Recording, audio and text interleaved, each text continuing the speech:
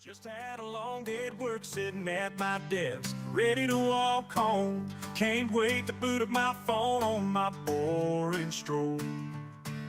Jump into some AR goodness, see my little buddies. Gotta catch 'em all, keeping my soul alive. Just a wage slave by day, but a master at night. I log into my favorite app, see my Pikachu waving at me. What is that beside my best buddy? The way Lord update, nobody asked for. Hit with the ugly stick of, oh my God, what is that? Hey, hey, Pokemon Go, hack yourself. Now you can look as ugly in the game as you are in real life. Hey, you got no shape and your crotch is 2 feet long. What the hell is this pilot done? I think I'll carve my eyes out with a knife. Standing looking at this new abomination, ready to toss my phone. There they go again, making dumb decisions. I just want to catch my gosh dang Caterpie's been playing since 2016. This might finally break my Pokemon spree. Hey, hey, hey, Pokemon Go, hack yourself. Now you can look as ugly in the game as you are in real life. Hey, you got no shape and your crotch is 2 feet long. What the hell is this pilot done? I think I'll carve my eyes out with a knife. Hey, hey, Pokemon Go, hack yourself. Now you can look as ugly in the game as you are in real life.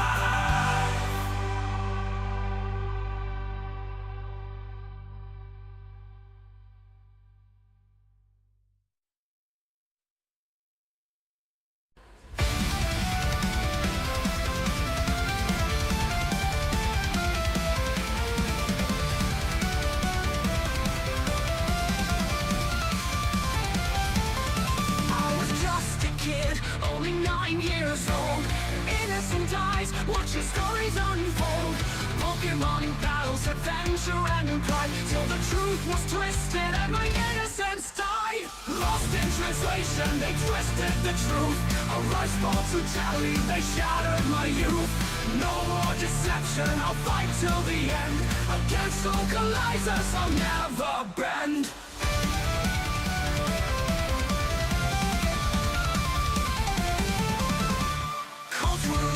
They thought we ignored, but we saw through their lies, couldn't take it no more. Authentic voices silenced and betrayed. The changes can wash the essence away. Lost in translation, they twisted the truth. A rice bowl to jelly, they shattered my youth. No more deception, I'll fight till the end. Against localizers, I'll never bend.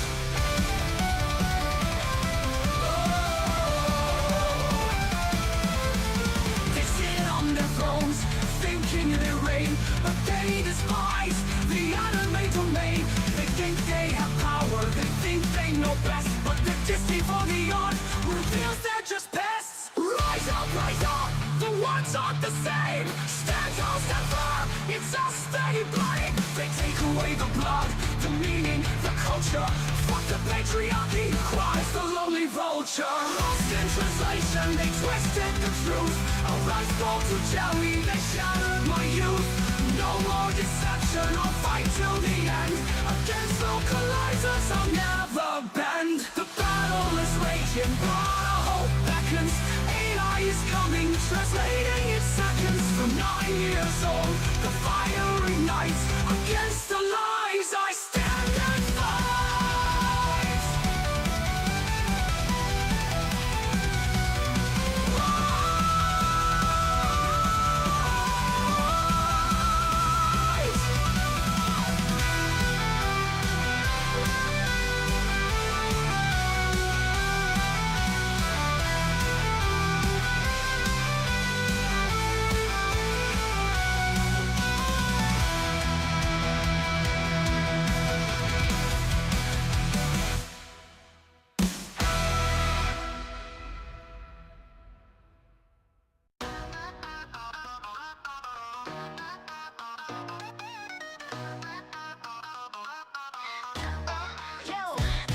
me a pick me, but I'd be fine if Senpai didn't notice me. A chef detective serving up cold facts, yes sir.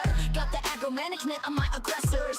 No time for you culture vultures. Too busy looting at my favorite professors. Got that woo cringe right food, worshiping my waifu. Rather spend my time painting holo licking ice cream. Now we investigating an international crime scene. Rather simp on my sensei. All you crazy cat ladies getting in my way. Committing war crimes and rim worlds on the back burner. Now I gotta be a goddamn researcher. This timeline got a little wacky. Rather get a fancy isekai. Take me to the sky, wipe my mind, set me free. Be my slime girl queen, let me be man kissing your dreams. I'm just a basement dwelling meme.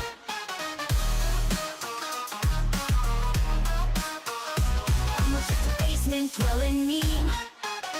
I'm a shadow fax machine, spitting papers full of facts. Spread the word, got a normie husband who accepts my otaku. But online they all say literally who. Professional question asker at your service. I read hentai for the plot, don't wanna deal with you. Catch my thread on X, censorship, my favorite subject. This timeline got a little wacky. Rather get that fancy isekai. Take me to the sky, wipe my mind, set me free. Get my slime girl queen, let me be man kissing your dreams. I'm just a basement dwelling meme.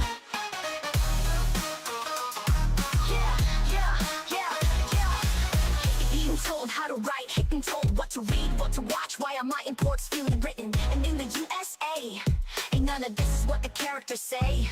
Translate, screw your localization. Now I gotta put all these lies on display. Can't make my tier list, not when these scammers exist.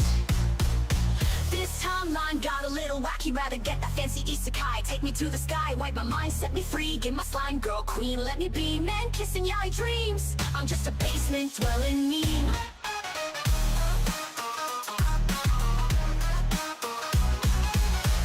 Pig, 2D pure, just try to catch them all. The losers built like blasters, got a super effective move. Snowflake your sensor, now Lara Croft's assets got removed. These people thinking companies can have a pretty pro tag. Give the gamers what they want, fan service approved. Jango fans are still the best. JRPG's not the West. Rather spend my time painting holo licking ice cream. Now we investigating an international crime scene. Rather simp on my sensei. All you crazy cat ladies getting in my way. Committing war crimes and rim worlds on the back burner. Now I gotta be a goddamn researcher. This timeline got a little wacky. Rather get that fancy isekai. Take me to the sky, wipe my mind, set me free. Get my slime girl queen, let me be man kissing your dreams. I'm just a basement dwelling meme.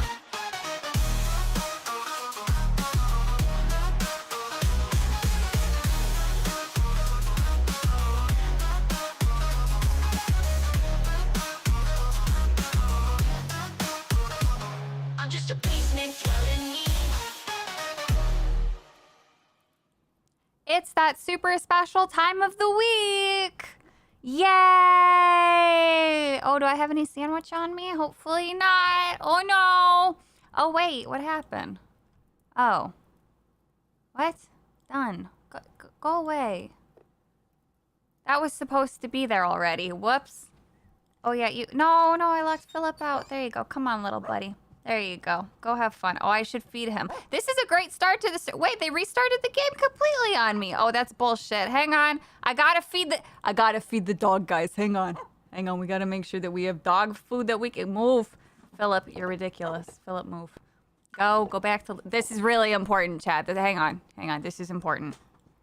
Hang on, chat. I gotta take care... Wait, what the hell? Oh, God, it's glitching. I remember having these problems as a child. Okay, there we go. Oh my God, I reset the thing too. You're not supposed to make noise. This is still very important, chat. Hang on, chat. Hang on. Okay, now we're good. Hello, hi, how are you? Welcome to the stream. I'm definitely very professional, and I didn't just care more about virtual animals than chat and starting stream. Hello. Is this Nintendogs? No, this is pets. This is before time, man. This was the crazy things. It's the good stuff. Hang on, I still gotta move stuff around. My mouse has not broken in so long because I have a new mouse now, and it feels fantastic. How's everybody doing, though? You brought the jelly donuts. Yes, you did. We do have a new emote in chat for all of the wonderful community members. Members is the thing that's called subscribers. What happens when everybody clicks on the button? Yay, the subscribing is free, but the members cost a little bit of money. But for all of the wonderful members, of course, there is a brand new emote. You can do Savvy Donut. Oh, thank you so much. Yasuke. Word. I don't think I could say that. Thank you for the 5. Says nothing. I'm sure we can all appreciate and understand why I'm not going to speak the word of the thing, because even though there is a part of that that is technically Japanese, I would butcher it and then people would clip it and then I would get in trouble. And I'm not like Jeremy, who says the things. My goodness, Stormborn, thank you so much for the fanciful overseas 20. Hail to the magnificent, marvelous, mischievous, magical, mysterious, mellifluous, mesmerizing, mindful Madam Savvy. Found the perfect game for you on Steam. Hentai versus furries. No, you did not. That doesn't exist, does it? Because I need it right now. Thank you so much. I really appreciate it. And thank you so much, Master Gawa, for the 2. Please accept our Steam love. There are things that I would like to get to discuss. How dare you guys distract me with Vigia games and Steam things? I haven't been on Steam all weekend. I haven't been around because the first thing we're actually going to talk about relates to that. That, and then last night I was busy crying my eyes out, and they are actually still a little puffy because the grand tour is over. Oh God, now that I've said it, I'm gonna start crying again. I'm sorry if I do. Did you get to try my game out? I did not. I have not been around actually since we talked, which is also why I haven't responded to you, because I have just been kind of on the road, so I was tweeting, and then I just fucked off.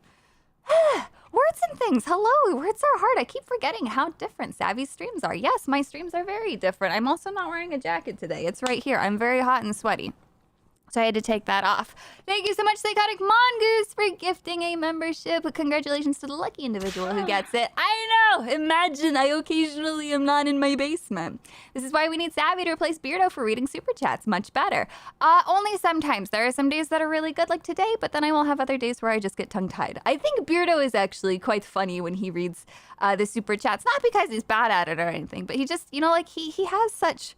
I want to do voices and add things to it, whereas he reads them and then kind of like gives a very earnest reaction. And I think it's really sweet. There we go. What are the odds? I don't know. That was who did? Excellent. Congratulations.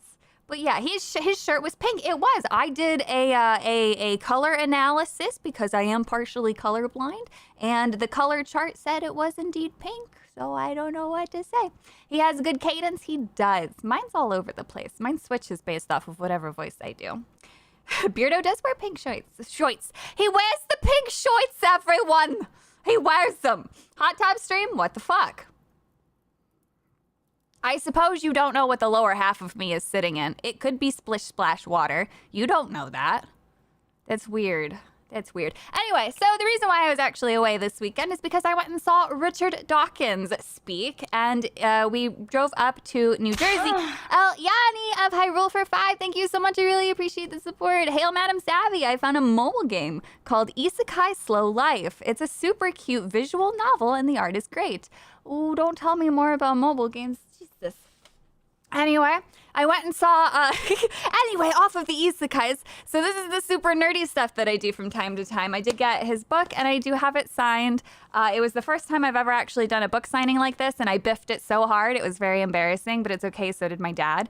So it's fine. Neither of us had ever done it, but it was so cool getting to hear him speak. The individual who hosted it or asked the questions, he did such a phenomenal job. Oh my God, I can't wait to listen to his podcasts. But the reason why I wanted to bring it up and kind of talk about it on stream a little bit is, one, it was really interesting hearing about all of his different beliefs, a little bit of the backstory to this book. It's called The Genetic Book of the Dead, and while it sounds a little grim, it's actually talking about basically genealogy and how our DNA is the blueprint of everything that came before us. Savvy's history teacher for it too. Did you watch Eminence in Shadow yet? I did not. I haven't been around. But thank you so much. I think you tagged the wrong person there. Oh, somebody? I don't know. Oh, hi. Hello. Everybody's just saying hi to everybody. That's so wonderful and sweet. But so he touched on some of the science stuff, some of the, questions of morality, talked about a lot of things going on today in the world, kind of. But But something that he did focus on for a little bit was actually censorship. And so did the very first speaker who came out before him.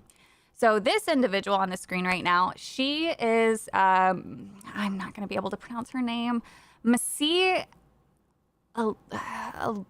Alinjad. I don't know. I'm trying not. I'm really bad with names, especially international names. Anyway, she is a immigrant, or technically, I guess, survivor of the Iranian regime.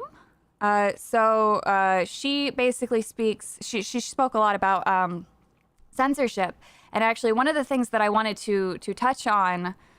That she said was her concern about governments labeling criticism of Islam Islamophobia. And I thought that her entire approach to it and her commentary on it was enlightening and fascinating. I am aware of how women are treated, obviously, in the Middle East with Islamic countries. But one of the things that she was so concerned about is here in America that I'm trying to be really sensitive about this because I'm not an expert on the topic at all. She basically said that governments who are attempting to assign hate speech terminology to criticisms of religion and other governments is concerning because that is what those who deserve to be criticized do. She said that there is a lot in Islam culture that deserves criticism, and she has had to flee, and her life has even been threatened here on American soil despite her not being being back on Middle Eastern soil. So Sabby is not an expert on Muslims. No. But I really wanted to touch on some of this because it relates to everything that we talk about. Also, hello, Mike. It does kind of relate to everything, and the concept of just because you criticize something doesn't mean that it's hate. So that's where this is kind of coming from. And she actually does have quite a bit of concern for the American government trying to define hate speech. And she doesn't appreciate that people are saying, oh, it's Islamophobia if you criticize Islam. She said, a phobia is an irrational fear. And she said for women, there is so much to fear with the Islamic Republic. So it was very sad to hear. I'm sure that you've obviously heard the stories that women have to be covered. Otherwise, men cannot apparently control themselves. Women are not even allowed to sing. There's a singer that she brought up. I can't remember the name, but she's actually in prison right now simply because she sang a few lyrics of a Lady Gaga song. And that was heartbreaking. She would not have been allowed to sing if she remained in the Islamic Republic. And she ended up singing on stage for us. And it was in her native tongue. And it was very beautiful and moving. And the fact that someone with such a beautiful voice would not be able to do that is really, really sad. And of course, that is just a form of censorship on women. Of course, it seems so much more egregious because when we talk about censorship, typically we're talking about it in a much more lighthearted manner here on this stream. Yes, of course, we can hate the concept of sandwiches and jelly donuts and certain terminology and like author's intent being changed. But at the end of the day, there are obviously more severe forms of censorship, and the idea that a woman could not even sing somewhere is that's censoring her voice, and that's so much more severe. So truly enlightening to hear about, and that kind of thing. So it's very sad that such extremes go on. But yeah. Anyway, that's my word vomit on that part. And then Richard Dawkins himself, actually, let's get to this first. Jason Yankovic, thank you so much for the 10 before I jump into my next ramble. Garfield fact of the day. I hate Monday. Lorenzo Music voiced Garfield and also Dr. Venkman in the Ghostbusters cartoon. After he died, Bill Murray, who played Dr. Venkman in the movie, took over voicing Garfield. Aww. Well, that is a fun fact of the day, but also sad because death is sad. Women in the West definitely don't need hijabs. Other countries, I'm not so sure. Oh, God. Like the Dixie Chicks circa 2005. That sound alert makes me feel things. It makes everybody feel things. Also, I love lasagna. Don't we all? Savvy has makeup on? Why? Fun fact, I do actually always wear a little bit of makeup. Not usually too much. Some days, obviously, you're probably thinking, if that was wearing makeup, my God. But no, I look extra tired today. So usually if I feel extra tired, I will wear extra eyeliner, things like that. But yeah, I do have a little bit of an uneven complexion, and I am very camera aware, so the camera will make it worse. So I do usually wear a little bit of powder and stuff like that. Fun fact. Anyway, so the second part of the thing that I wanted to talk about with my Richard Dawkins experience was that he actually talked about censorship in education. He is very concerned for the state of universities and institutes today because they used to be an open forum of sharing ideas and being able to communicate with each other and being able to bring the opposition somewhere to debate in a, in a safe environment. I use the word safe not in terms of like, oh my God, this is my safe space, but in a place where you should be allowed to discuss ideas. He said that at Oxford and down in New Zealand and other places that he's been, if you dare speak the wrong thing or have the wrong thought, you are essentially shunned. There was a story that he brought up. I believe it was Scotland. There was a very, very interesting and wonderful philosophical, or no, maybe it was Ireland. It was Ireland or Scotland. So she was a philosophy professor, and they labeled her a TERF because of her not necessarily agreeing with men coming into women's spaces. And they forced her out. She tried to stay for a while, but people harassed her on campus until she was essentially forced out and silenced, even though she did not use any form of hate speech whatsoever. He also referenced the way that the UK is also starting to try to arrest people for jokes. He's very concerned about that and doesn't agree with basically people receding into a very barbaric state of censorship. But I've likened that to the way that humans function in cycles. Every 200 years an empire falls. We're kind of due for a big collapse of an empire, am I right? So unfortunately, I believe that's just the natural state of humans, is we're just going to constantly have these struggles. But because it is the age of information, it's easier for this to get out and for normies to actually hear about this. Whereas, 200 years ago, obviously, something terrible could be happening in one part of the world and you'd be none the wiser if you were elsewhere. The UK just blocked a bill mandating freedom of speech in universities. I fucking hate censorship. It's still happening. Yep. Yeah, it's all happening. Wrong speak does get you shunned, and it's very, very bad. And this segues actually, into this post. So I try not to retweet too many political related things necessarily. I try to also, if I see something, I go after both sides if it's related to censorship and things like this. This is very concerning. So the U.S. Secretary of State Antony I cannot read today.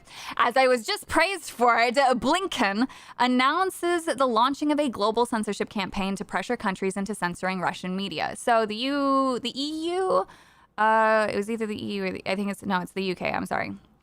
Anyway, America, Canada, and the UK have agreed to censor what they believe is state-sponsored media from Russia that's located elsewhere. Now, this global call to censoring anyone who they don't like is not good. We should always fight misinformation with truth. And if you cannot compete against misinformation in an open forum with truth and evidence, then you are a coward, and what you are not, and you may not actually be representing the truth at all. This starts from a place where you might say, okay, but doesn't that kind of make sense, Savvy? Wouldn't you rather say, hey, we should block this website because it's linked directly to the Kremlin and they're spreading lies? Well, no. How can we trust the government to make that decision for us? What they should do in a perfect world is encourage education to say, hey, we suspect them of this. Here's why. Please consider researching things and educating yourself before listening to this. That is a much more appropriate response than labeling something that they demand for censorship, because then they can start saying, oh, this person is definitely state-sponsored by the Kremlin. They're definitely saying bad things. So, anybody criticizing us is clearly misinformation. It is a very slippery slope. Nobody who's ever been in the right has ever called for censorship. There is not one single instance in the past where a good person, where the correct person called for censorship. So it's very, very scary times. I really, really disagree with this choice. I hope people fight it.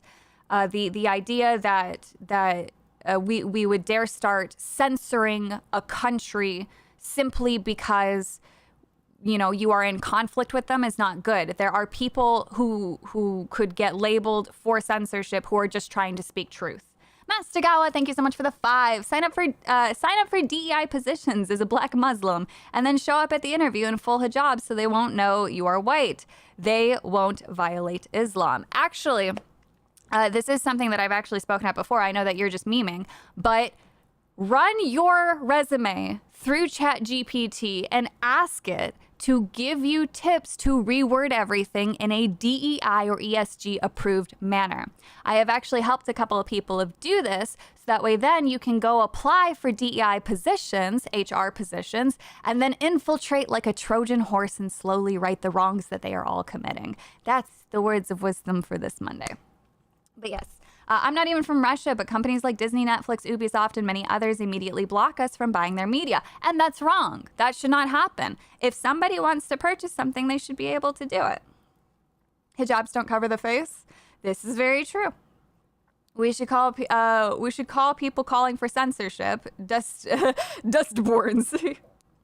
Tucker Carlson's interview with Putin was eye-opening, and he was almost murdered for it. I blame Ukraine. There are a lot of very scary things happening in the world right now, and the scariest parts of it are the ones where they're calling for censorship, because it's like, what are you trying to hide? What are you so afraid of? What don't you want people to hear?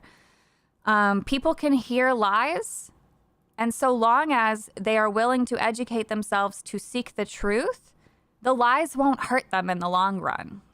If anything, we should be learning from the lies that are told, examine why they're told, and then try to get to the source of that to figure out, okay, why is this happening and how can we combat this in a peaceful manner? Anything else is not good. I love Russian ballerinas. Is that bigoted? No, there's a lot of aspects. Oh my God, fucking Russia is beautiful. Russian culture is beautiful. Russian food is delicious. Russian architecture is some of the most incredible I've ever seen in the world. You can't even on Twitter without some stupid American making some dumbass remark. You can. I shouldn't say that you can't, but you know, you can't just post like, oh my God, you know, this is some cool Russian shit, and then somebody comes along like, don't you know that we're at war with them? Shut the fuck up. All right, governments do ugly and disgusting things. War happens. Do you not know what America has been doing for the last 50 fucking years? Fuck off. All right, there is some beautiful things in this world that come from places run by ugly people. And that's just the unfortunate truth. I have Slovenian ancestry. Would I be accused to having a heritage too closely related to Russia? I look Russian, so the people of Poland don't like me. I'm 50% Polish. It's very odd when I go to Poland.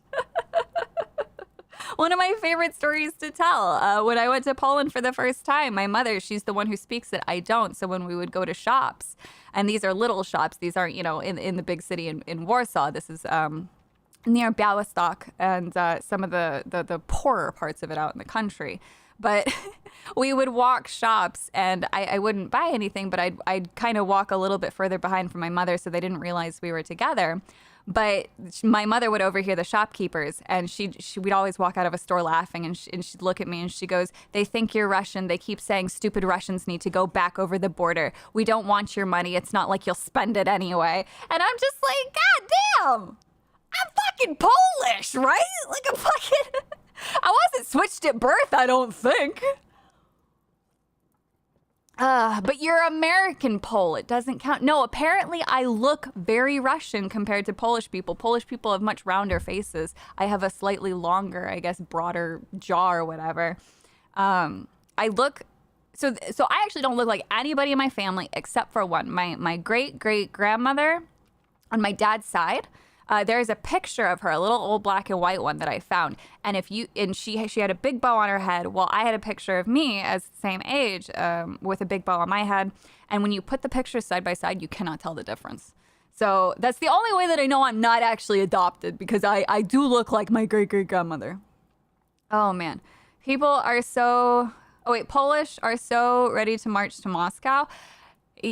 Yeah. They're more upset that America's causing a lot of problems for them. They don't want any of this. You look like a white woman. Yes.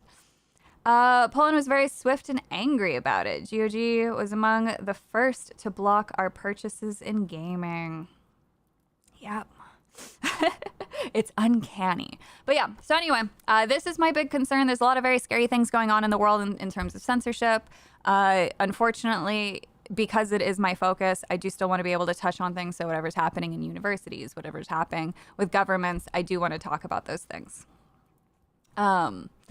And, you know, I don't mean to get overtly political, but obviously we can't talk about censorship without bringing it up.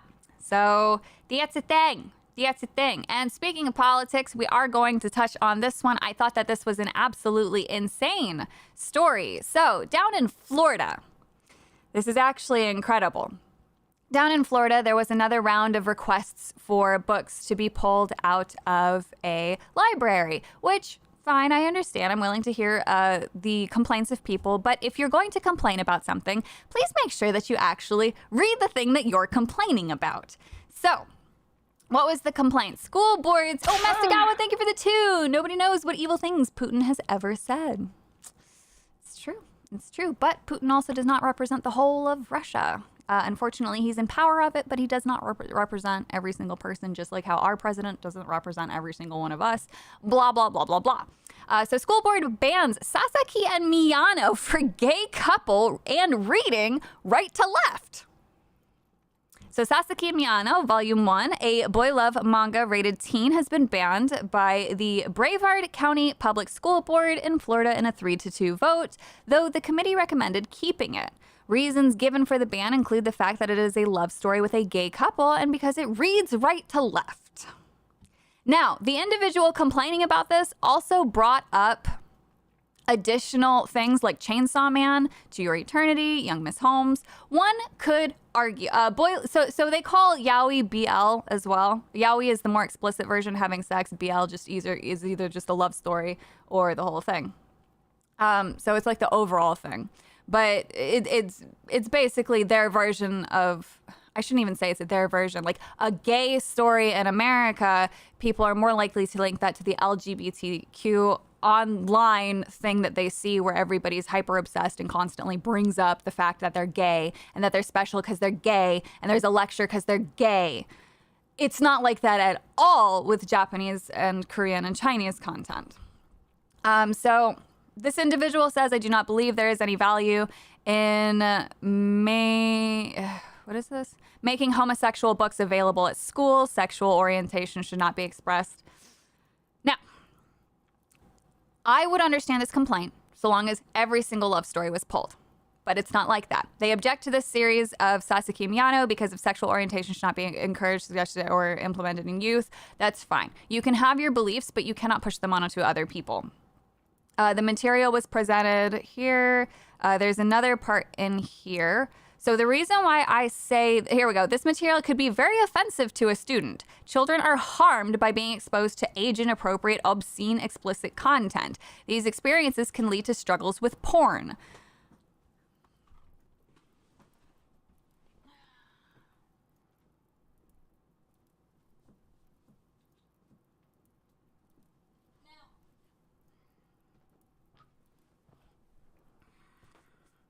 This is almost the entire series of Sasaki and Miyano.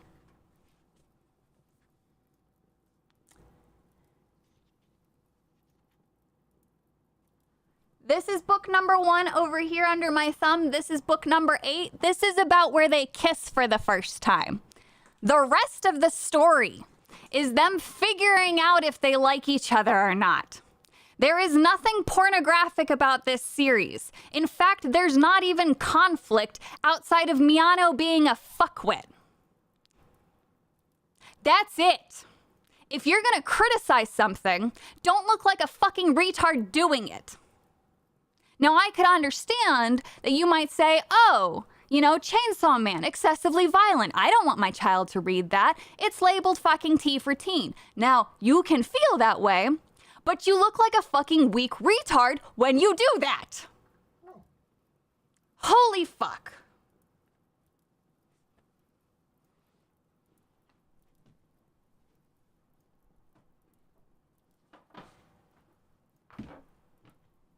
Sasaki and Miyano is the furthest thing from porn, obscene, anything. You don't even get to see a hip bone.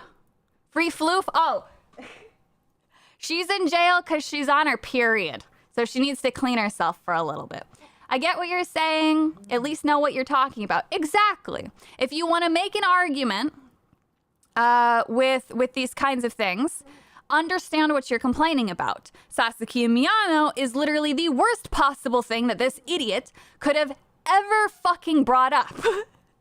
Now, if they brought up, well, it doesn't matter what else I think could have been brought up in place, but you get my point. There are 1,000 other books they could have brought up, but they chose literally the most innocent. Now, again, this is a call for censorship based off of somebody's beliefs. A love story is a love story. You can teach your kid, hey, don't pick up this one thing. That's fine. You can tell that. That is your home and your family. But fuck off from everybody else. It is a beautiful... Sasaki Miyano is such a wholesome love story where it just follows a bunch of guys at an all-guys school. There's nothing that goes on. The one guy, even there's even one relationship that it actually focused on. Miyano's best friend, he's so in love with his girlfriend, who he met because he had to go on a fucking field trip to a hospital because all of the kids in the class were going to go cheer this individual up because they were incredibly sick. He didn't pay much mind to her before they went to the hospital. Kaya, please stop. Mommy's on a rant right now. So they go to the hospital, and then he falls in love with her there, and then he says he does all this great and wonderful thing. Literally every time he's in a panel, he's talking about his girlfriend and his love for her and his devotion for her and how he doesn't care that she's into fucking boy love manga shit, and he wants to learn about it so that way he can keep going and buying her books, and it's the sweetest fucking thing in the world. His girlfriend is always in the hospital, but he doesn't care because he loves her. And you're gonna call Sasaki and Miyano pornographic? And that it could harm somebody? Go fuck yourself. You look like a loon. We were done with pearl-clutching Catholics in the 2000s. Didn't you know that? It is such a wholesome story. And honestly, if my kid wanted to read it at fucking 12 or 13, I would let them because I read it and I know what the story's about. Yes, the main characters are gay and struggle with that in each other because they don't actually like. So here's the other crazy part too with the story. Neither of them actually like guys. They just like each other for their personality. Sasaki even says that. He says, not like Miyano asks him, hey, are you even into guys? And he says, no, I don't think so. And then Miyano's like, oh, okay. Guess I'll fuck off then. And then Sasuke's like, but I like you. And it's so cute. And it's wholesome. There's nothing predatory about it. They're just sweet and it's adorable. And then you have healthy male-on-male friendships depicted. You have healthy female-on-male relationships depicted. And it's not pornographic at all. So it's really stupid. But the fact that they also tried to say that it should be banned because you're reading right to left, fuck off! Other cultures exist. Just fuck off. Your kid has probably got some, I hate to break it to you, but your kid, if you found out about Sasaki and Miyano because they brought it home or something, the kid's already balls deep in fucking yaoi and yuri. How do I know this? Because Sasaki and Miyano is not overly popular. You had to have been exploring communities or boards where you were looking for that stuff. All right? And the fact that actually Sasaki and Miyano being as frigid as it is in a library at a school, that's crazy. That's crazy to me. We did get Matthew Fatchin, 1993. Thank you so much for becoming a member. I was about to say for subscribing. And Matthew Fatchin, again, says, for a 10, thank you so much for the support. How sticky were those pages, Safi? Was as sticky as my keyboard? Why I have literally used nail and chisel to move the keys. No sticky at all. It is way too wholesome of a story to ever. Okay, A little while ago, I was tweeting about slice of life things, and I couldn't believe that I had gotten into them, and I hate myself for getting into it because I love conflict. I love character torture, and there's no fucking torture in these books. Those were the books that I was talking about. That's what I read. That's what I bought. That's what I became so hyper obsessed with for about a solid month. In fact, I'm still kind of hyper obsessed with it because the artist actually does do live streams, and I go back and I watch the old streams all the time so that way I can watch them draw, but then I try to catch all of them live because they're very rare. So, yes, shut up. Don't care. Look, I went so hard. I even bought, get out of here, the fucking light novels, which again, there's no fucking conflict. Why am I reading it? There's no conflict. Miano is so stupid sometimes. But I love it. It's my guilty pleasure. I know everything there is to know about this story. I watched the series. I watched the movie thing. I'm so happy for this artist. So, look, it's crazy. L plus ratio plus mold. What's next, Savvy? You want them to read metric measurements? Yes, actually. Definitely judging you right now. That's fine. It's fine. All right? I don't care. She's losing her degen creds. No, it's okay because also on my desk is some degen shit. One of the Dawkins that I'm still translating. Yes, that's Professor Sycamore and Lysander. Shut up. I don't care. All right, I don't fucking care. Regained. Degen creds regained. I am such a sack of shit. Oh, what did I want to talk about next? Oh, let's bring it back to this. This will be a funny one to talk about. Gen 6 mentioned chat. Always gotta mention it. Savvy is one of the most cultured streamers I know of. Probably the only one. Savvy is translating degen books. Actually, that one's not even that degen because I can't fucking legally just import it easily because credit card companies block you from buying explicit content. Fuck you, America. You'll funnel bitches to fucking OnlyFans, but I can't buy a picture book with dudes fucking in the ass. Let me buy my fictional porn! Land of the free, my fucking anus, man. It's so frustrating. Oh yeah, we fucking love our guns and tits and fucking big ass trucks. But if you try to watch Pokemon with a gun episode, it's banned. You try to import massive titties or dudes fucking, it's banned. And you try to fucking go to another country to get a truck and suddenly you gotta get everything changed. But no truck in another country is actually gonna be bigger than what you can get in America. Although, there are some pretty cool things coming out of China right now in terms of tech and vehicles. So that's the thing.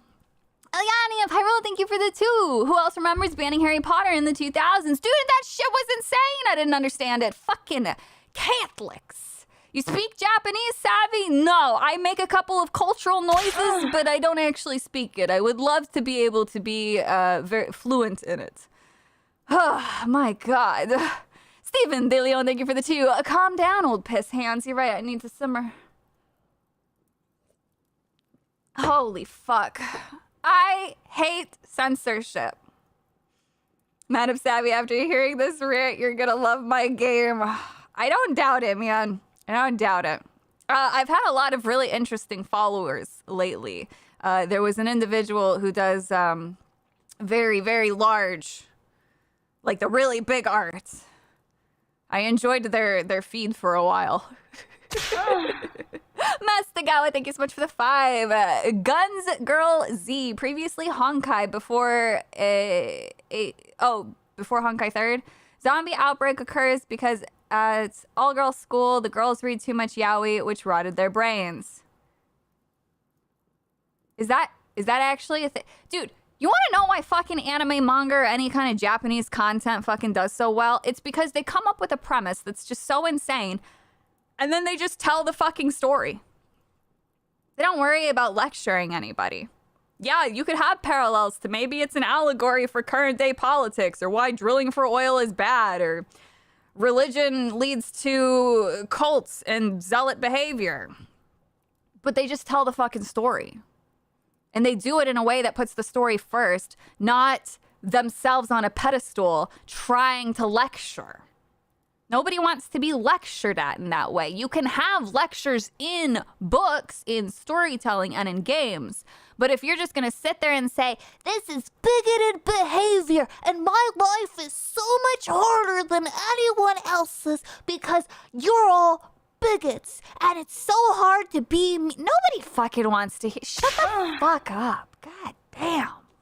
Thank you so much, Cole Summers, for the 5. It's strange how in 2000s it was Catholic censoring everything, and now it's the atheist and neo-Puritan wokies. Somehow this timeline is wild. This is why I say censorship is just two sides of the same damn coin. On one side, you have individuals who are devout to their religion trying to impose their views upon everybody. On the other side, you have self-proclaimed atheists or Satanist enthusiasts, individuals who associate with the left, who then say, oh, you can't tell this because it's offensive. You can't do that because it hurts my feelings. You can't tell this story because slavery is bad. Bitch, shut the fuck up. If you don't give a... Oh, no. If you care so much about slavery, go over to Africa and let me know what's going on over there right now. Go over to China and let me know what's happening right now. Fuck you. A book can tell a story. If somebody wants to write an entire fictional novel based off of slavery, where they even depict it in a beneficial way to their society, it doesn't fucking matter because one, it's fiction, and two, it's based off of a history that guess what? It happened. Oh no! Whoa! Somebody died from eating McDonald's the other day. That's an offensive history. Why are you eating McDonald's? Don't you know people die? Fucking fuck off. I don't associate with the Chinese. No, you just like their culture. You should pull a Matt Walsh, go undercover as a lefty and clown them. The thing is, I can play their game better than they ever will. They're already falling apart. This whole discussion with video game things, they all keep conflating their own rules of sex and gender. So anytime something gets switched from male and female and goes to body type 1 and 2, ooh, it's my favorite time to dissect because male and female is sex language. Man, woman is gendered language. They always talk about not conforming to gender, so we should do away with all gender and just use sex language, which fucking relates to how much you contribute to the reproduction process. And that's it. But they can't do that because they're too stupid. Steven DeLeon, thank you so much for the 5. You look showered, Asmund Savvy Gold. What's the occasion? Do you have court today? No, I showered because I finally needed one. Thank you so much, Madmaster Porky. Welcome back. You better not give Savvy money, chat. I take great offense to that. And while I still don't know how, it offends me greatly. Wait. Well, we do love to offend people here, but thank you so much for resubscribing. Yay. I could go undercover as an Asian man. You could. Adam Wooford, thank you for the 2. So your Boston accent is coming out. No, it's intentional. I just do voices. That's all I do. I like having fun with my voice. It's just another means of storytelling, I suppose. It's a way that I put it. Where's the animal? There's a mouse. Did the dog die? Oh, there's 2 mice. Where's Philip? What the fuck? Where's the dog? I can't even pick a pet. The game broke. I don't understand what's... Okay. Where's Philip? What the fuck? This is very important, chat. Hang on. I can't click it. The game's broken. Oh, wait. Hang on. All right, go find Philip. Did Philip die? I don't know what's going on. Anyway. God damn, Mike came and the dog disappeared. Bro. Anyway, this has been on the screen. What was I talking about before? I just got off topic. Oh, fuck. My brain completely just flatlined right there. I said something about voices, offense, I showered. I was rambling on about censorship. It's all the same. It's the same thing I've been saying. Anyway, just in, BlackRock says the Federal Reserve's interest rate cuts will not be as deep as the market expects. Chat, why the fuck? Chat. Why the fuck does BlackRock know that? Why the fuck is BlackRock feeling so empowered that they're just letting us know all these things? Hey, chat. Remember when I said BlackRock controls too much of America? And then some people got really mad at me saying that it was a boogeyman?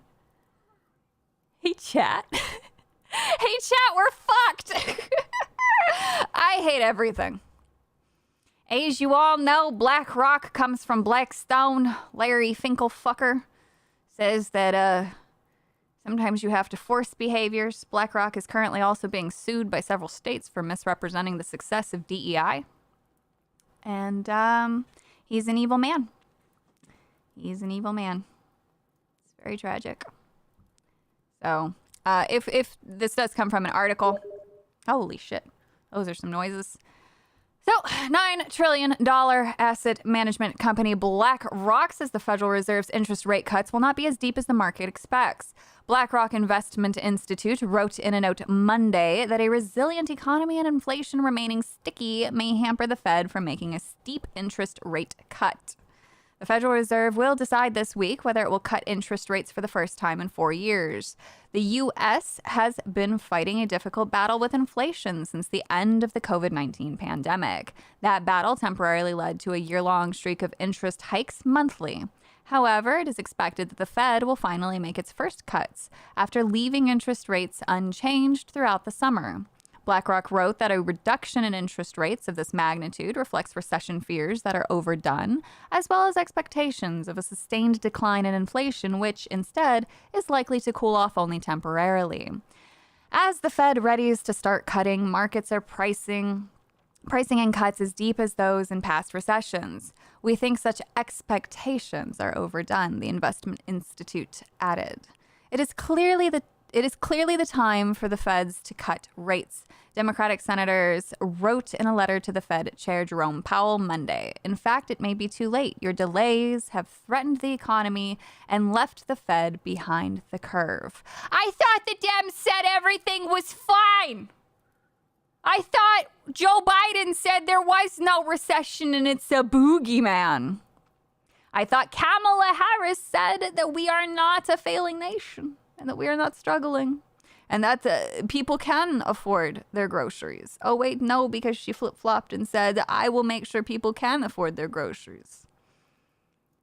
Bitch, you can't. You can't. Because you are owned by BlackRock and Blackstone. The very state of which you come from, California, defies its progressive nature and its progressive beliefs at a very progressive institute defying its progressive union. And they proceeded to give billions of dollars to Blackstone that fights legislation that you champion because supposedly it's common sense housing laws to prevent rate hikes and companies from buying up properties aggressively. But yet you can all be so easily swayed in this progressive land by Blackstone, owned by a Republican who was on Trump's board. You give them money so they give you more money. You are owned by the people you claim to fight, and no one is falling for it anymore. I'm so fucking triggered by all of this. Kamala is middle class. She keeps telling us. She tells us too many times, and it's very concerning. Being lower class, middle class, low middle class, whatever you want to call me. Being that, I don't ever have to tell people I'm that. I just kind of exist, and people know. So, you know, I don't think anybody gives a shit. Like, congratulations, Kamala. You were middle class. Get back to me when you were low class living out of your car. I have more respect for AOC because we actually do know where she came from than I do Kamala, because Kamala had the rich mommy and daddy with good degrees and good jobs. Like, fuck off. I don't understand this. She does. She cosplays as the middle class, and it's very insulting to people actually in the middle class. She's trying too hard to relate. I don't want to relate to my politicians. I don't give a fuck about that. I want you to have policies, and I want you to speak about those policies, and I want you to be passionate about the policies. I don't care what side you're on. I want to hear you speak passionately about the policies that are important to you. This is actually why I really, really enjoyed RFK and Vivek. They both, though they did not always have policies I agreed with, still spoke passionately passionately about those policies, and I could understand where they were coming from when they presented them and how they got to where they were. That is important to me as an individual of the voting age who wishes to participate in politics. This dialogue between Kamala and Trump is very much a joke to me. I don't like it. I don't like that one side just says, oh, orange man bad, and then the other side just has to constantly be on the defense. It's very stupid. It's just stupid. The whole thing's stupid. It's a waste of time, and I just want to hear about the boring discussion of policy. No one in the middle class can waste money on an earpiece. It's all insane. Anyway, so this was important because fuck BlackRock. Now we'll kind of jump into the silly section of the stream.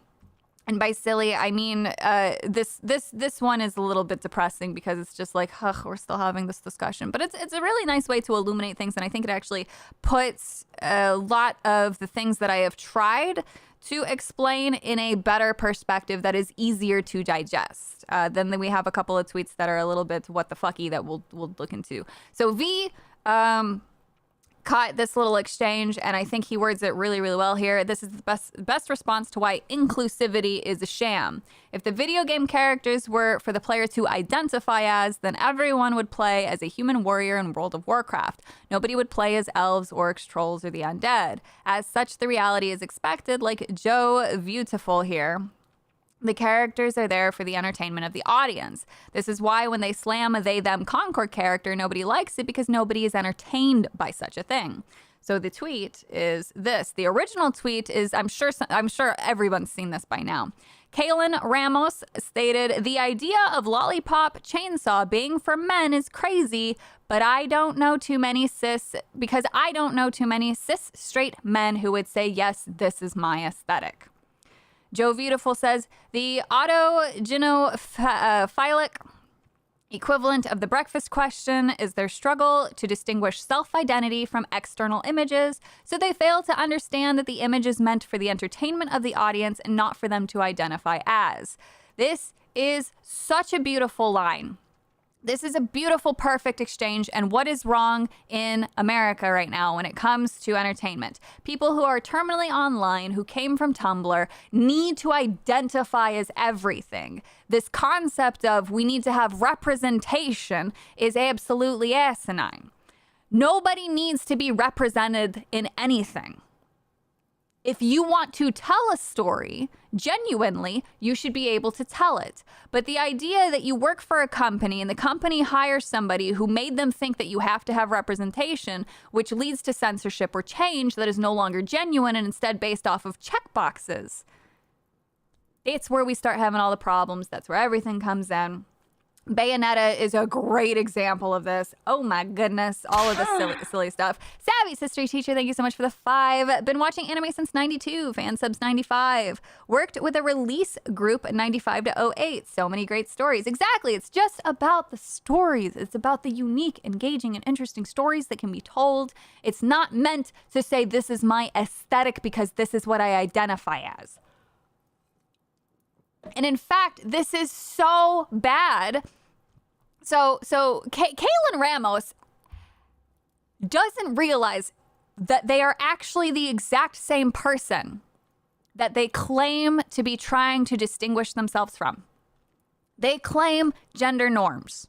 They claim that society has forced people into boxes and into man or woman, and that you have to adhere to certain things. So Kaylin Ramos here basically says that cis straight men are not allowed to say that lollipop chainsaw is their aesthetic.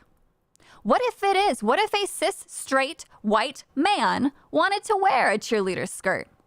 Why can't he do that? Because people like this would bully them, because they'd say, well, you can't be what you claim to be and like that. So they fall into the exact same trap that they claim to be fighting. And this speaks to a broader picture of tribalism and how things do not ever freaking change.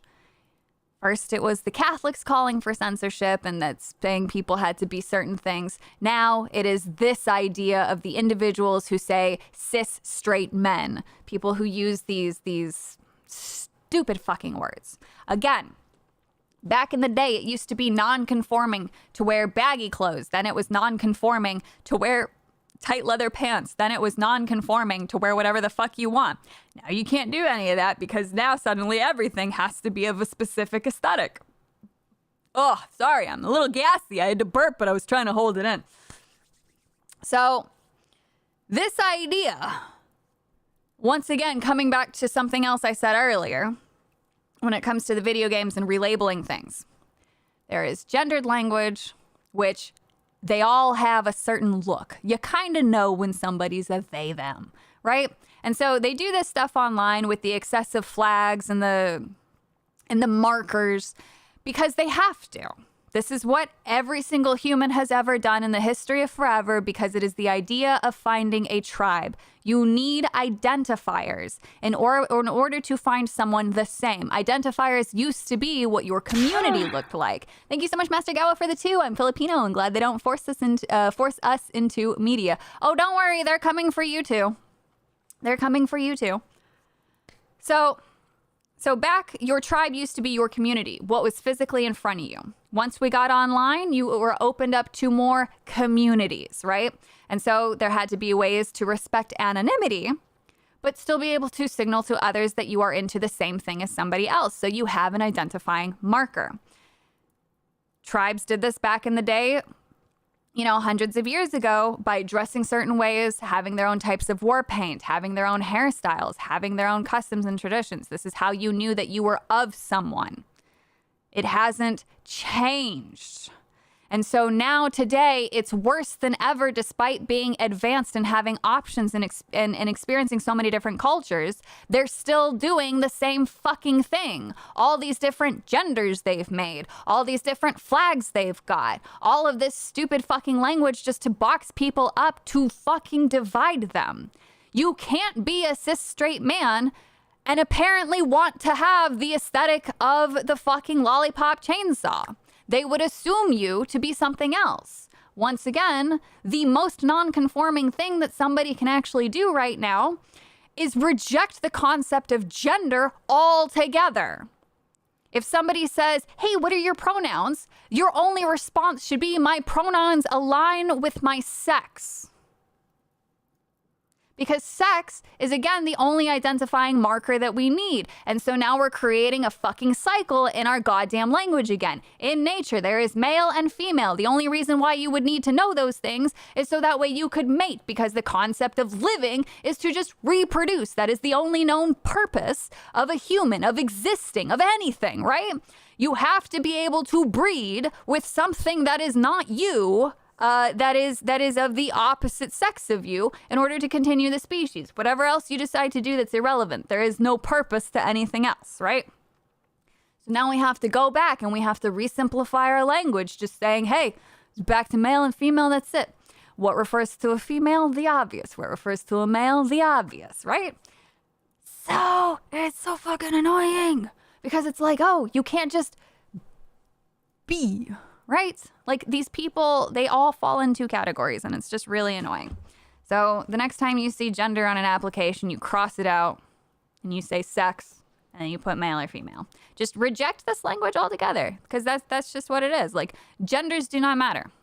None of it matters. It's irrelevant. That is the social construct. You claiming that your fucking nose ring, your little identifying marker, you do it because your tribe does it.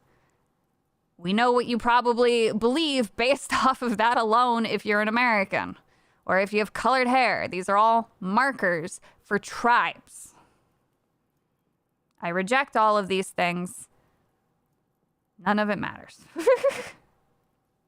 Free the rainbow is for everybody once. It must be again. Exactly. You can't just have a rainbow. You can't just have a fucking rainbow without somebody. If I use the rainbow emoji in my name, somebody will assume that I am gay before they assume that I am just a lover of colors. And that's wrong. It's not wrong, because if I were gay, it wouldn't matter. That should not matter. I don't know what the oh, that's my Telegram. It doesn't. That just, it should be completely irrelevant. A straight man should be allowed to have a rainbow in his name if he so wants. He should not be told that it is for the gays or that it means something else. Same thing with the white, pink, and blue. People, that side tries to claim that because those colors are used on Sylvian, Sylvian is a representation of the trans flag. And it's like you see it all the fucking time. And it's like, no, that's not the author's intent, for one. Two, they're just colors. You don't own those colors. They mean nothing.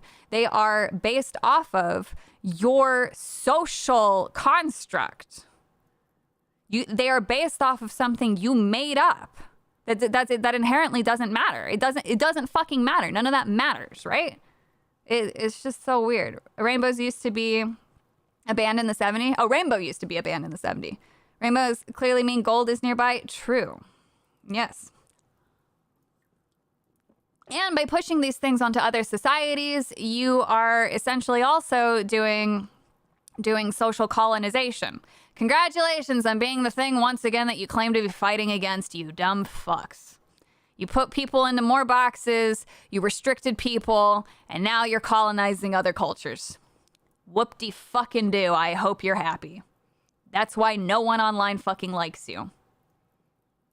And just because you're fucking loud does not mean you are correct. Sometimes you can be loud and correct, but in this instance, you're really not. You have a rainbow t-shirt? Dude, I fucking love, like my closet is full of everything. I have goth clothing. I have punk clothing. Oh my goodness, Savvy's history teacher, thank you so much for the 5. I'm half Irish and half hillbilly. What does that make me? It makes you whatever you want to be. You're an Irish hillbilly. Or you're neither of those things. You're just who you are. It doesn't matter. Savvy, which one suits you? Which identifier suits you? The eggplant, the peep, the pepper, or the waffy? Man, I'm feeling the pepper today. But yeah, so my closet, it's got goth clothing, it's got punk clothing, it's got some kawaii desu cat ear goodness, it's got fucking country shit, it's got conservative shit, it's got some liberal looking shit. I have both a fishnet dress and a fucking high neck fucking gown that doesn't show off any skin. Explore everything. All right, I have one of the most diverse closets that any girl could ever have. You see people like Paris Hilton, who's got, that very, everything's pink and white and cute, right? I don't know why that was my first example, but I wanted to choose somebody who has actual themes that I know of, right? And she makes it all work because that's her brand, right? And that's fine. I guess this is actually very different. But my point is, she dresses a certain way because she likes it, right? It doesn't say anything about her other than the fact that those are just the things that she likes. Whereas, you have some of these other people who dress a certain way because they are signifying marks. They are identifiers for other people. I dress in every fucking thing and I have across forever. I prefer my skater boy look, I guess, the most since I'm always wearing dude sweats and a hoodie that's too big and a hat backwards. But that's just the thing. Savvy, you can just identify as a victim or a minority. I suppose I could. I need to go blow my nose. I'm too depressed, man.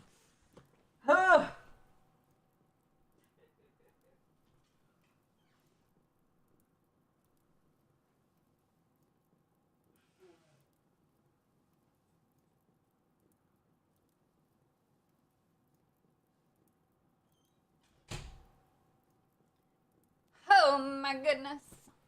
My identifying marker is honestly my orange socks. They're my personality right now. No, it was just nose blowing time. I don't have to pee yet, surprisingly. No hands. No hands were involved in this. She hates cats. It says so on her shirt. No, it says I hate Mondays. I actually bought this from the Cracker Barrel. It was $6. Yeah. UID is a blonde, non-binary Ryan Kimmel. Sure. No, yes, my nose came. There we go. Oh my goodness. But yeah, anyway, so that's my big long tangent on this. Fiction is fiction. Anybody can play as anything they want. They can experience anything they want. They can write about whatever they want. If a straight man wants to write about gay women, he should be able to. Mastagawa, thank you for the 2. My esteemed friend sent you a 4 comma image shown in GGZ. Oh, okay. Or a guest sweater. Yes. I don't know what we're talking about now. Also works in the anime industry. He does stuff for discotheque media.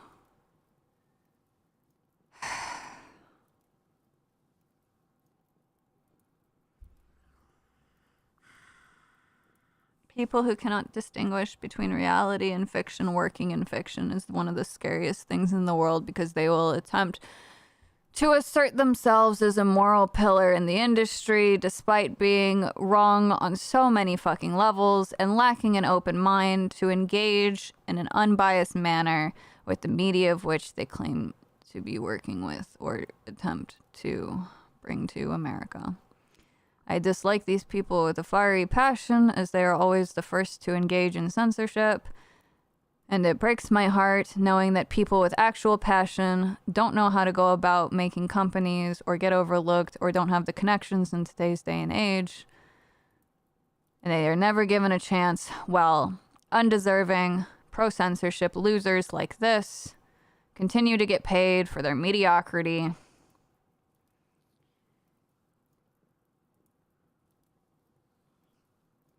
No one likes them.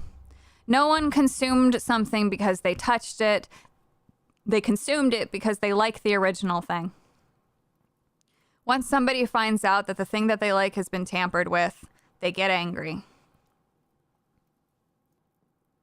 I'm about to make a goddamn Florida localization company and take every single fucking thing that these freaks enjoy and localize it for Florida. Because I don't know what else to do. I could fight this with satire, I suppose, and that might be the only way to do it. They won't care until it's memed on.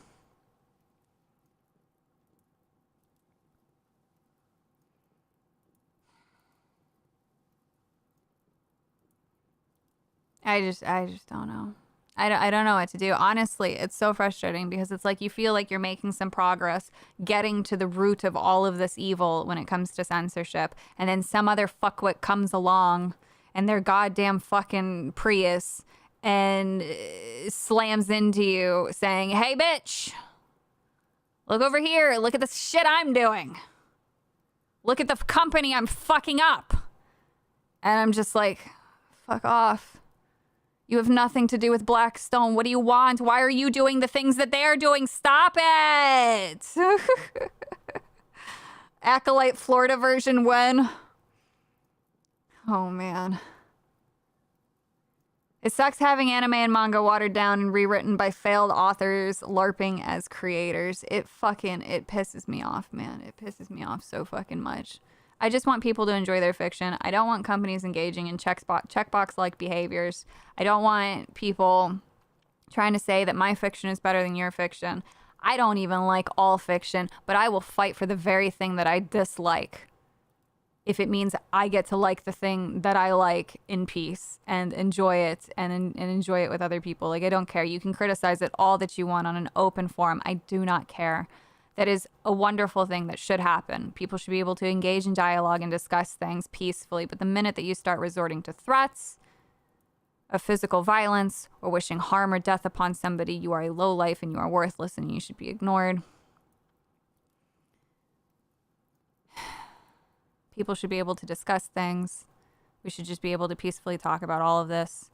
And then the people doing dishonorable things who are pro-censorship should fucking...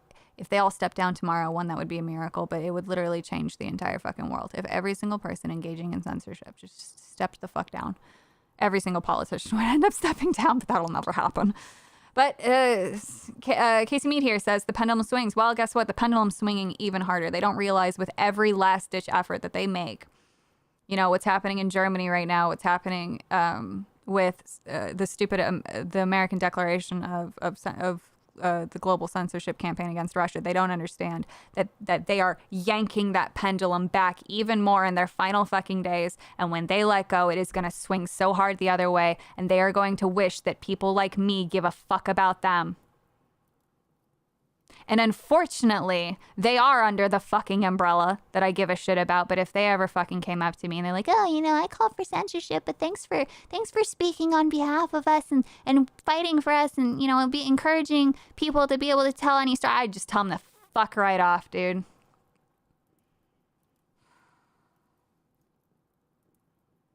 I don't know. I just...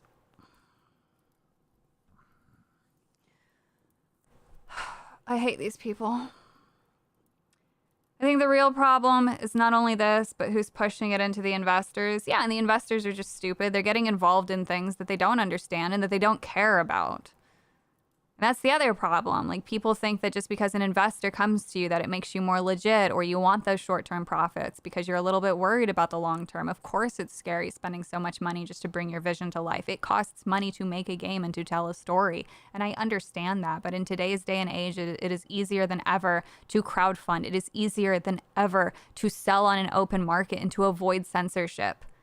And if we keep selling out to Netflix or companies who have sensitivity readers, or to publishers who have their own bogus set of rules that are clearly discriminatory against other cultures that are not their own,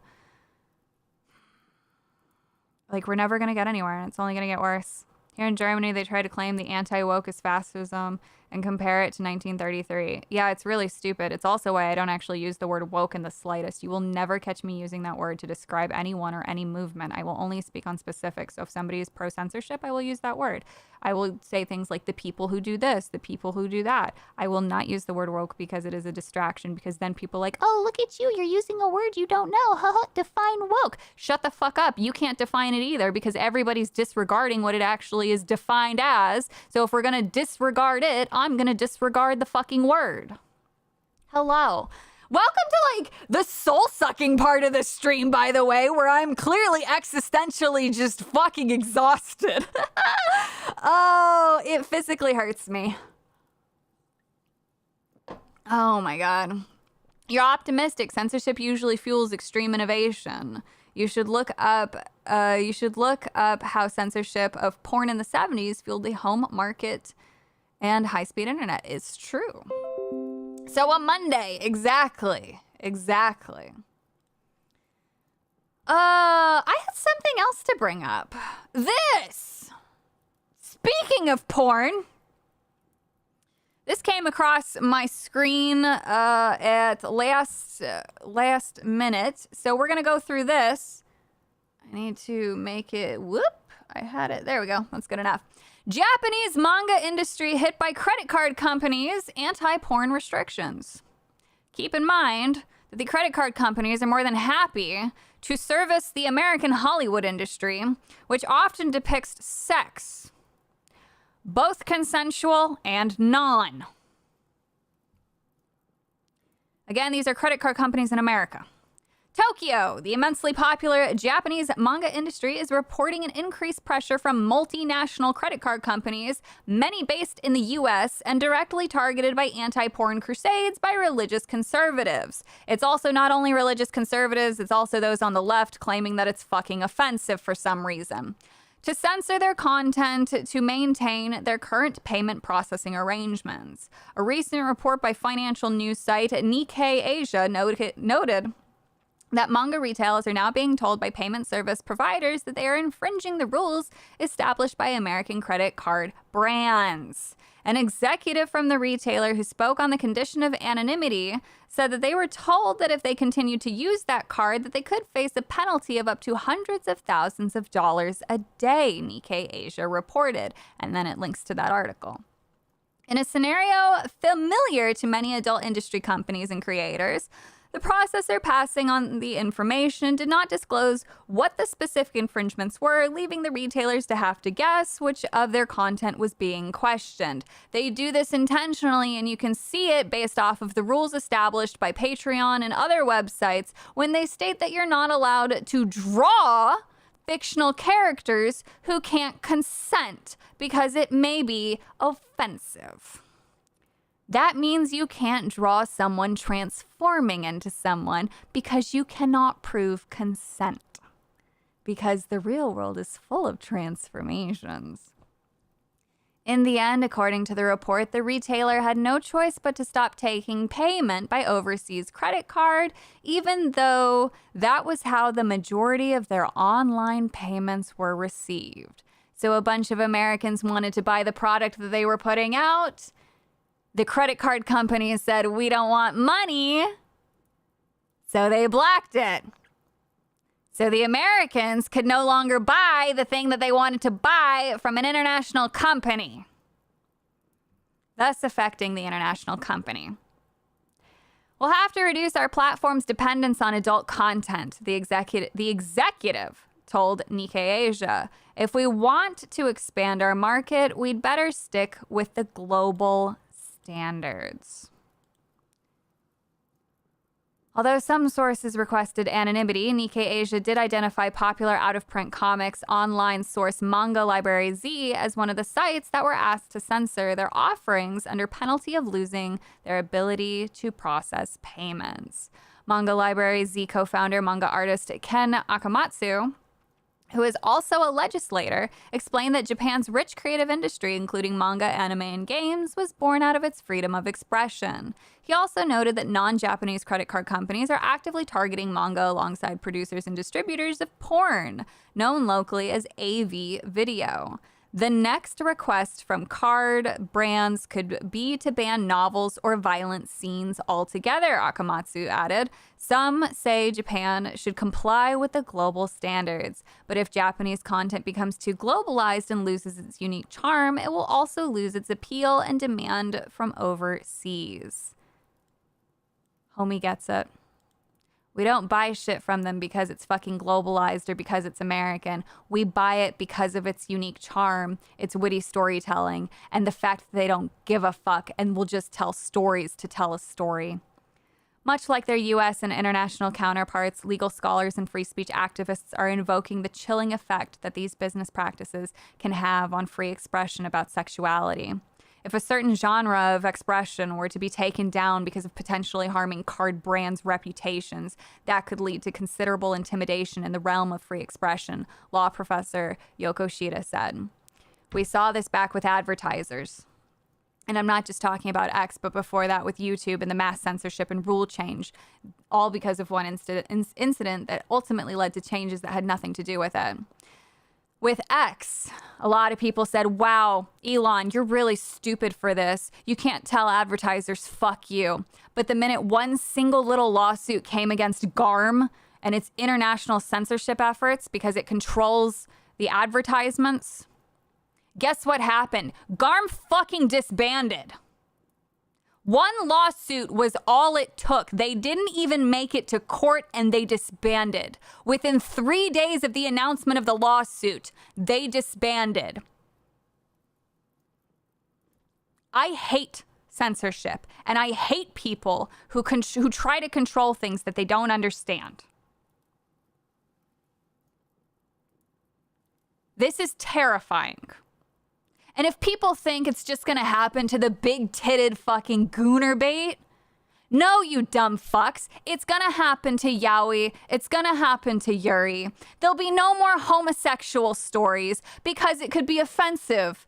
When you globalize something, you have to take into account the globe. Guess what there's more of? Just guess. You're not in the fucking right. So if you think, oh, haha, you can't goon over your little titties. If you think, oh, your fucking sexual stuff is bad, but my sexual stuff is good, you're a dumb bitch.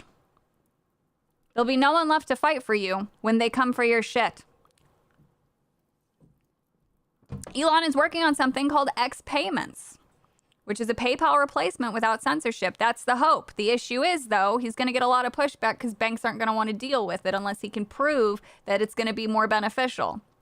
I would love for that to be the case, but I don't know what's going to happen. This censorship bullshit is going to cause people to find alternative forms of payment. If I have to mail cash across the fucking globe, I will. I want to buy the things I want to buy, and I want to support the artists I want to support. And nothing will stop me from doing that. There might be a temporary delay, but I will find a way, just like everyone else. So, what happens next? Well, we sure are getting expedited to the concept of crypto, aren't we? Crypto solves this problem. Now, it doesn't matter what you might think of crypto bros. It doesn't matter if you have an understanding of the actual technology or all you know is, haha, funny coin made money and then people scammed. Doesn't matter about that. Self-custody is what crypto is. And it's why it is the inevitable next. And it is why governments are terrified of it. And it is why it got so unfairly taxed and why it is being treated the way that it is. A lot of normie people who otherwise would have never gone up in the world made a lot of money on crypto, and the government didn't like that because it suddenly gave people the opportunity to get out of the holes that they are in, whether self-inflicted or circumstantial. They didn't like that they weren't getting their fucking cut. So they taxed the shit out of it, and it was the first time that something was retroactively taxed. Now that fucked me over. So it is a little bit personal in that regard. Crypto bros give crypto a bad name. People unwilling to educate themselves on the concept of crypto gives crypto a bad name. That's all. Because you will find the crypto bro in everything. You think banks just got accepted one day? No, there were bank bros. You think stocks just got accepted one day? Nah, there were stock bros. Every single thing has a crypto bro. They came for Yowie and there was no one to speak for Yowie. I will always be there. I am here for the furries. I am here for the inflationists. I am here for anybody who wants to tell a fucking story from their heart and soul. You want to tell a story about a bunch of cross-dressing dudes?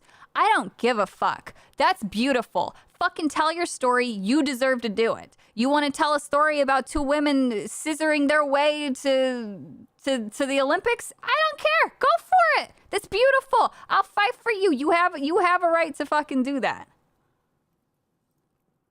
Realize how powerful Elon is. He controls 85% of the world's space transportation and has multiple military contracts. They can't survive without him. He's also an anime fan. Yeah, I know. I have 1 degree of separation from Elon, and I am trying so hard to find a way to get into his good graces so that way I can be noticed because I want so badly to talk to him about these things. I'm not even going to fucking pretend that he doesn't already know about some of it, but one individual can't know everything, and I have compiled so much fucking information on this in an easy to digest manner, and I want so badly to fucking talk about this shit because I don't think he actually knows how bad it is on the ground level. So, one day, we'll see. That's what Yuri on Ice should have been. Scissor sports. I agree. You're just not owed customers for what you create. Exactly. You are not owed any sort of support whatsoever, but you do deserve to create the thing you want to make. Savvy wants to be noticed by Elon Senpai. I do! I have so many words to share, and I want to draw him waifus. Oh, man. But no, he can be as powerful as he wants, but it's still one man, you know? One man cannot go through all of it. You know, we need more people. We need literally every business to be on board with this. Reject these fucking payment processors. They will come for you. They will come for the content that you create, and everything will be labeled offensive. I may not like the words that Kotaku puts out, but Kotaku has every right to exist. And if they're getting kerfuffled due to censorship, that's fucked up. They can kerfuffle themselves all they want. Do not care. But they deserve to have the ability to do that. Draw your way into Elon's heart. You can do it. I really want to. Notice me, Rocket Man. Notice me. Right? The reason he got rid of visible likes is because he liked a certain anime image. I mean, it's a funny meme. It's very funny to think that. But there is the broader conversation of people were actually getting canceled over their likes who had like it was fuck all. Our own very Carlin. She got canceled over some likes that had nothing to do with anything that she said recently, and because she was excited for the Harry Potter game. Like, that's it. Like, that's fucked up. So hiding likes happened because we live in a society where companies are afraid to be offensive to people who don't buy their products, and so they terminate anyone who is offensive. However, when the reversal happens and they say, hey, this individual works for this company, and this individual, hey, we have, you know, they targetedly harass them, and then all these people will say, hey, this person sucks, you either fire them or not. You know, no, it doesn't happen because they're on the right side, because the government's supporting one thing, but that's only because of the ESG and the DEI. And because it sounds pretty, and it's how they fucking stay in power, by convincing stupid people that they're on their side when they're doing the very things that they claim to be fighting against. Yeah, I don't mind the hidden likes thing. I don't care. I don't give a shit. It makes no difference to me. I didn't go looking in people's likes. Well, that's not entirely true. I did sometimes, but it was only to call out hypocrisy. It's not because I was trying to cancel somebody. I hate hypocrites. I hate hypocrites, and I hate people who are pro-censorship, and then that's it. Although the hypocrisy is usually tied to people calling for censorship. I tuckered myself out with that one. Today was a tiring one. Holy shit, I have so many DMs. Oh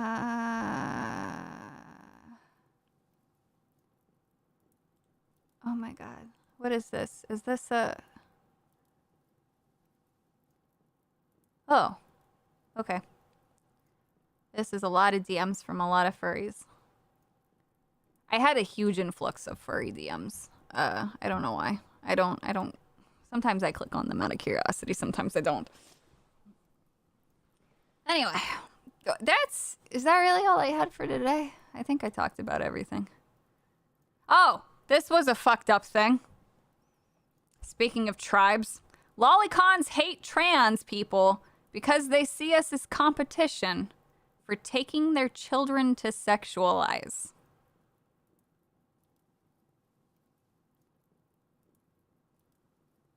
This is the shit that people say online that then influence the way other people see a community.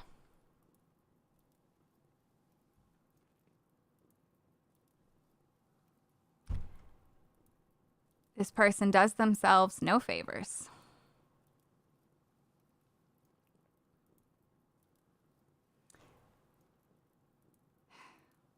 I don't even know. This doesn't even make sense.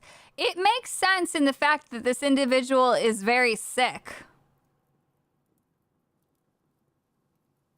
Did they just admit to sexualizing children? Yes.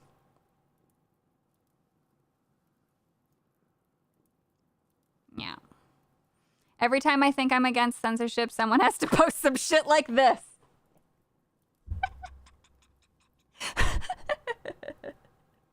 Yes. Lolicon,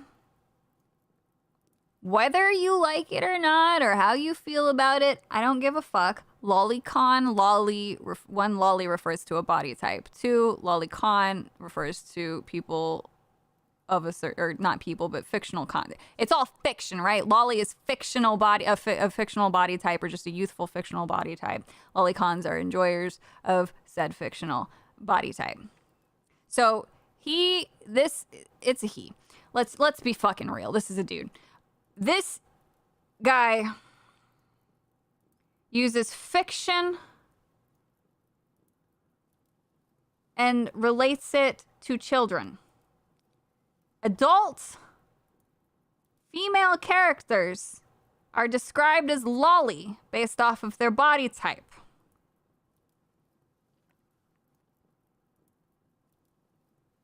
But he relates it to just children to sexualize. Not all lolly shit is sexual. Not all lolicon shit is sexual. But this person tells on themselves and admits to sexualizing children.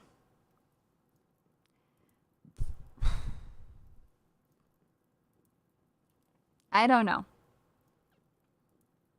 And this person is still upset with Silvervale for playing Hogwarts Legacy. Like that's it. That's the only reason why anybody would hate Silvervale.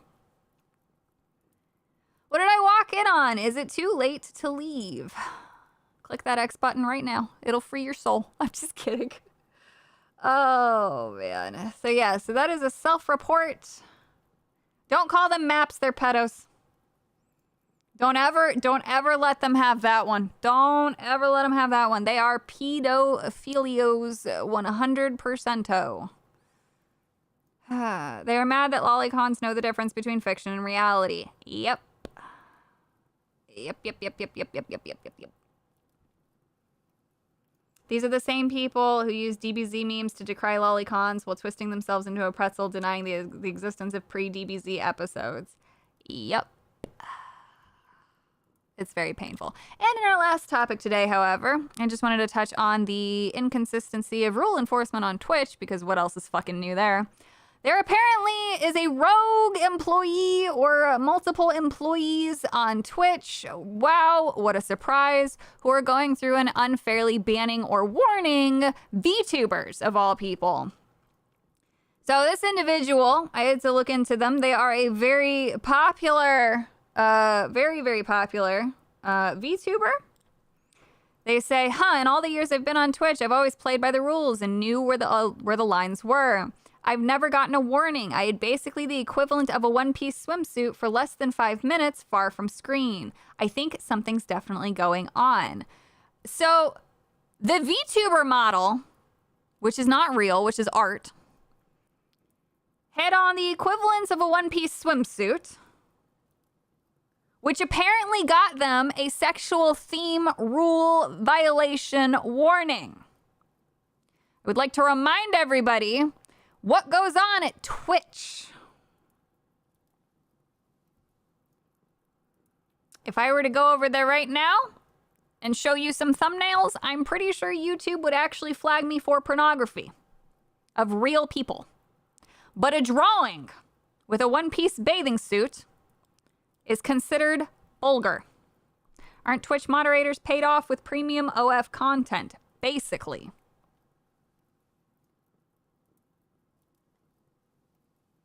Now, mind you, this isn't a ban, it's a warning, but if I show the swimsuit toggle for even a minute, I will most likely be banned. It's so very weird.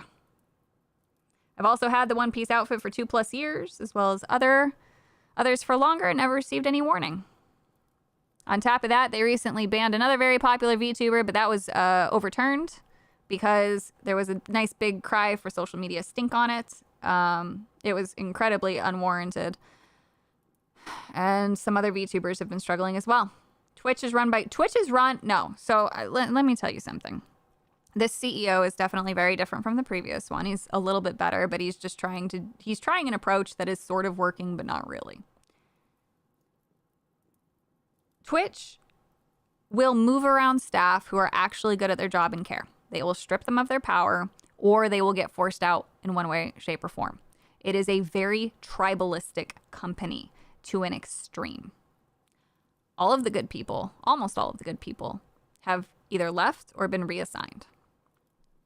It is full of individuals who make poor choices, who abuse their power, and cannot agree on rules.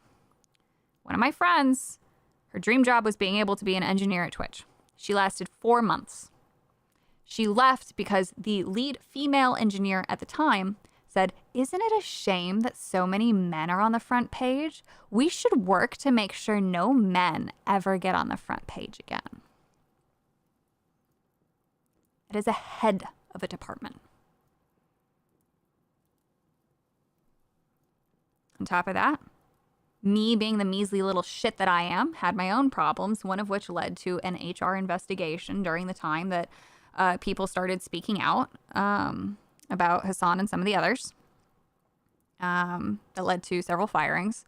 And then I was actually part of that. I didn't even make a big old Twitter post. The individual who had abused their power with me reached out to me. And originally I wasn't ever going to say anything. But I said, oh, hell no. One, he's still at Twitch. Two, this is a load of horse shit. So I sent it off to HR. And then I was involved in a third-party investigation, which thank fuck they actually took seriously. But they don't tell you the results of the investigation, which is kind of a really weird thing, but it did end up leading to the individual being terminated. That is not the first time that I had issues with a staff member that was later fired relating to those fucking issues. So it's really, really unfortunate. They're messing with people's lives and they're abusing all of their power. Twitch needs to clean house. Regardless of how you feel about the Dr. Disrespect situation, he did something, but the only reason why it came out all these years later is because a disgruntled Twitch employee or former Twitch employee didn't like Dr. Disrespect and his friends. You can see that based off of the follow-up tweet that he made. He said, fuck you and fuck your friends. If Dr. Disrespect had been of the right tribe, it would have never come out. That is wrong. And there's a lot of that. And they're allowed to exist because of Amazon money. Amazon needs to... I'm pretty sure they're getting sick of the drama, honestly. Dr. Disrespect is less of a scumbag than Twitch. I don't want to get into who's less or more, but Twitch is not innocent, and Twitch has its own set of problems that have been going on far longer than Dr. Disrespect has been around. And it is really sad. Because people just, this is asinine to me. This is absolutely fucking asinine to me. This is a massive VTuber who has followed the rules. I don't think she's got an example of it, but it's fucking art, man. Look at what they allow. Look at what ends up on the front fucking page. Look what ends up at the top of the leaderboards. Get out. Get out of here, Twitch. Just get out. I was friends with 3 Twitch staff who were on the trust and safety team. They all got laid off back in 2022. They were all liberal, but not liberal enough, apparently. Yep, that's a big problem. If you are not of them, they will get rid of you. You are... Oh. Well, I'm just bitching about censorship.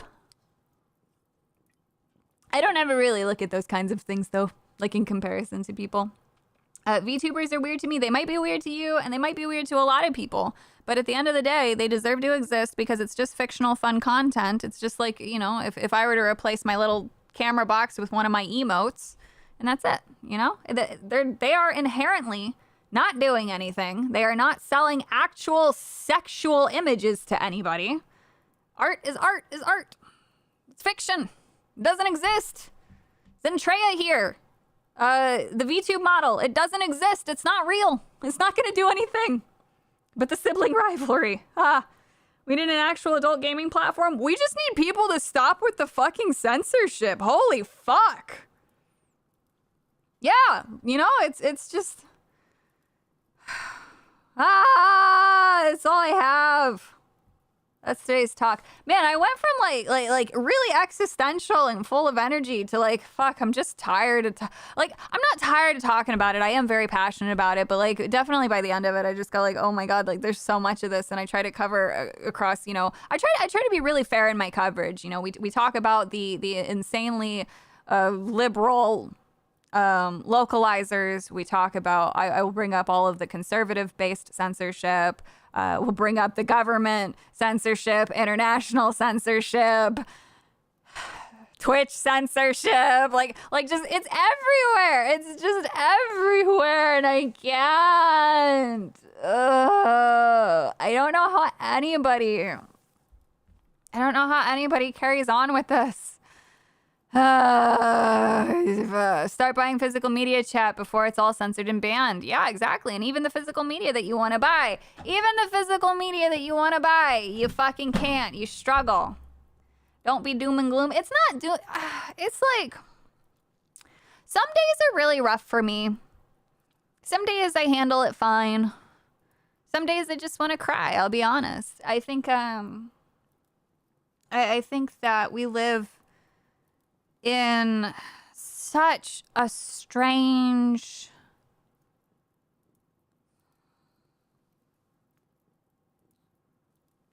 For all of the progress that humans have made, we are in an infinite loop tied to our archaic brains because we as an entire species are too stupid to all be on the same level. And that will never happen. There will always be parts of any given species that is lesser than the rest of it. But unfortunately, we are the only species who allow the stupid to rule us and make choices for us. I believe that people who call for censorship are stupid. They might be acting intelligently behind the scenes, and they might think that they are intelligent in the manner of that they won't get caught, but at the end of the day, they always do. That's why I say that they're stupid. Savvy remembered to take her black pill today. It hurts, man. It hurts. It took me a while to get used to VTubers as well. Honestly, started enjoying them when they started doing more interactions with real life people.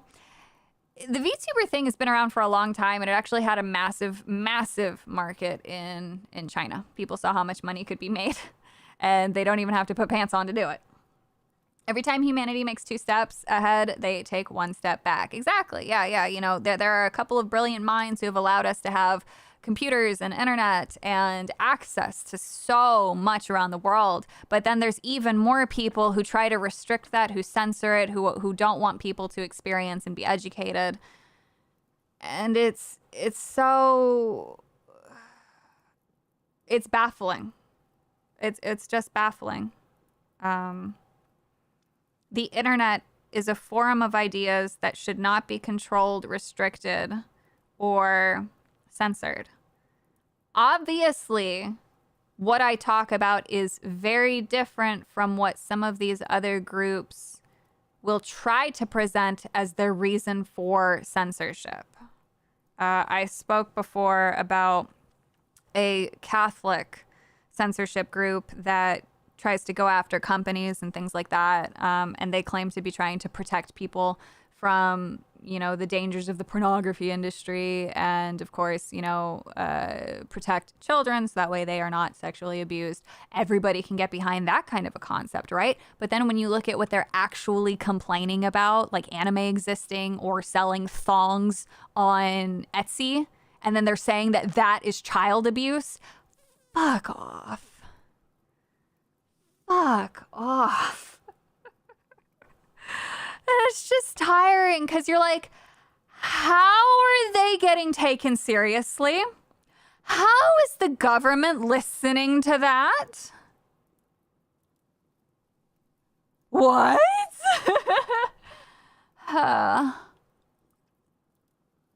Censorship for reality and bad things is one thing. Exactly. There are only, I think, just a small handful of things that are inherently agreed upon across the world as being evil. Obviously, everybody, I would assume, can get behind the fact that you are a child.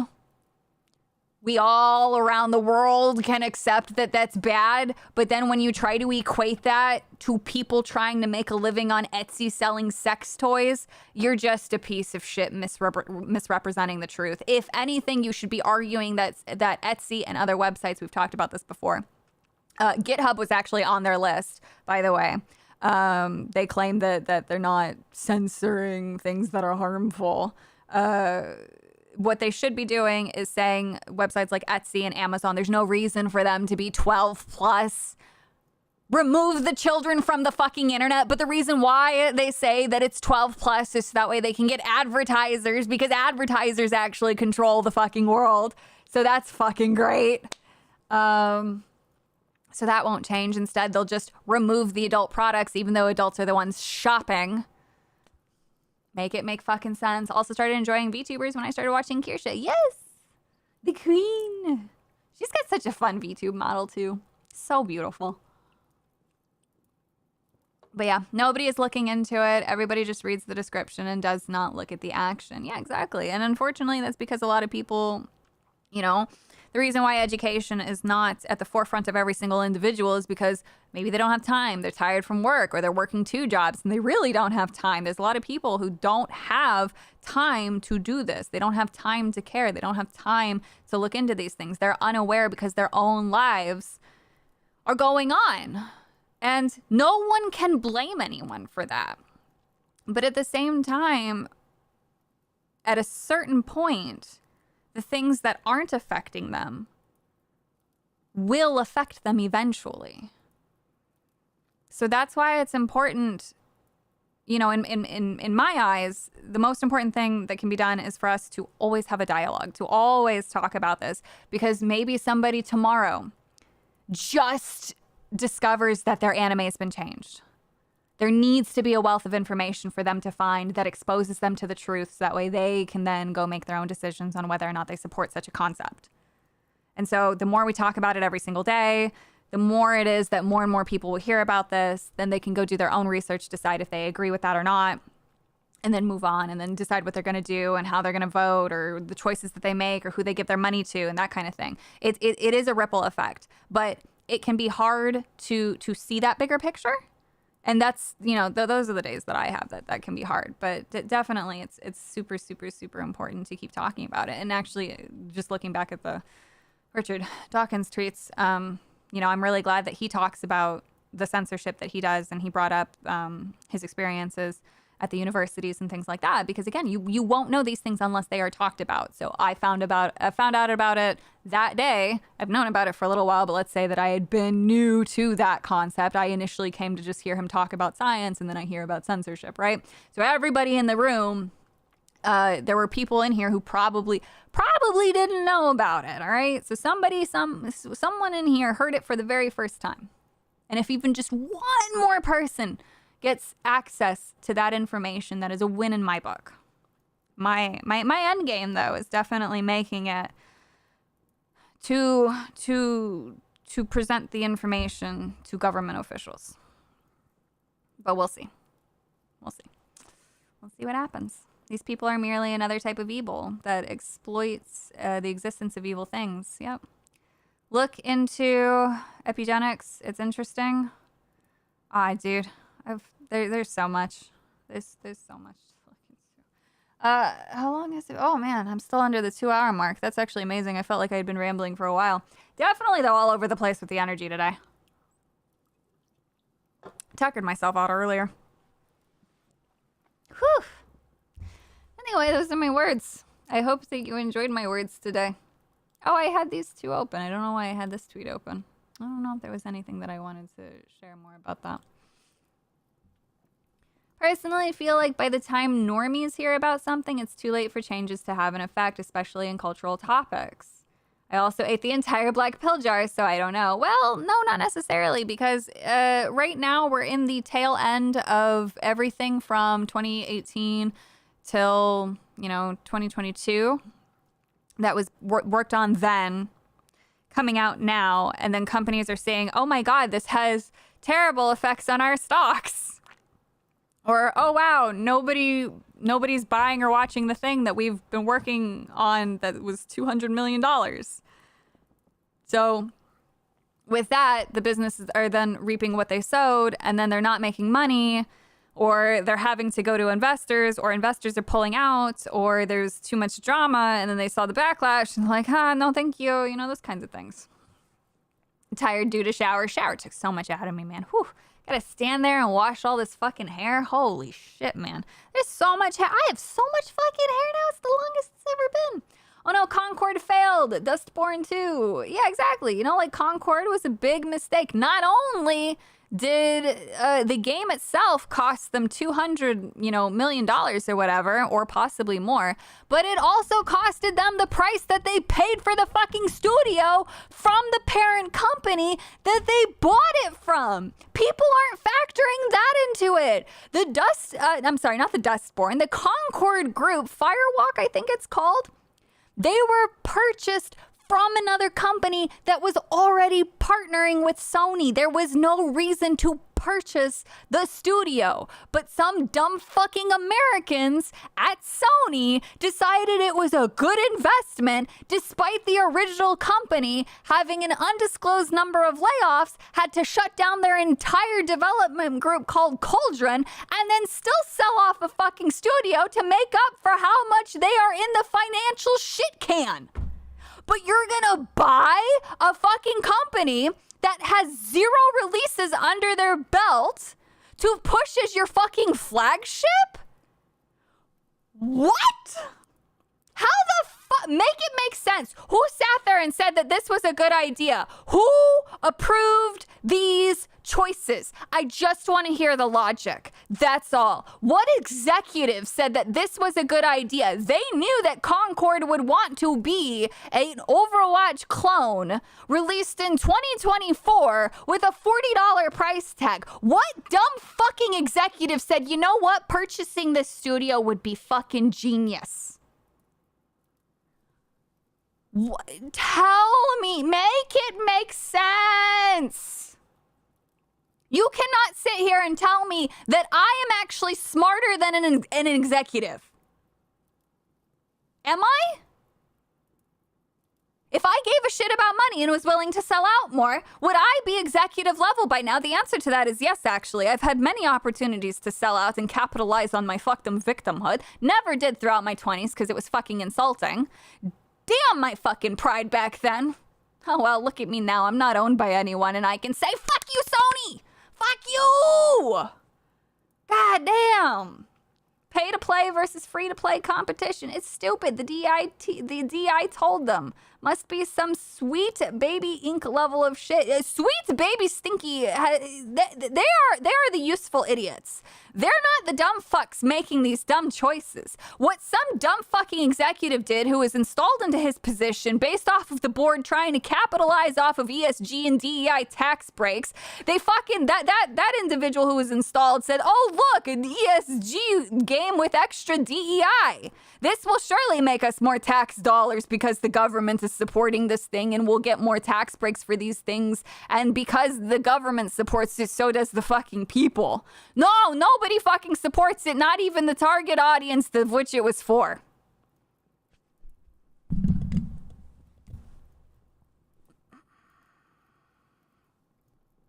Do you people like dollar signs? Hire me. I can make you so much money. I don't understand this. If somebody knows a fucking Sony executive, like if your dad is Mr. Sony, please put him in touch with me. I'll make them so much fucking money. I'll make Sony great again. Make Sony MSGA. It's like MSG, but with an A. I'll be healthy too. Assuming PlayStation Fandom Wiki of all things is accurate, I kind of get why it got bought. Yeah, so you would think that. You would think that. But just because somebody worked on something sort of worked doesn't mean that that individual actually contributed to anything useful. They're probably taking the intern's idea. On top of that, just because they worked on something that was good still doesn't mean that they're going to be able to replicate the good thing, because the good thing that they were originally on was most likely unique at the time. And if they just copy pasta what they did back then, it's just gonna make people go play the thing from back then.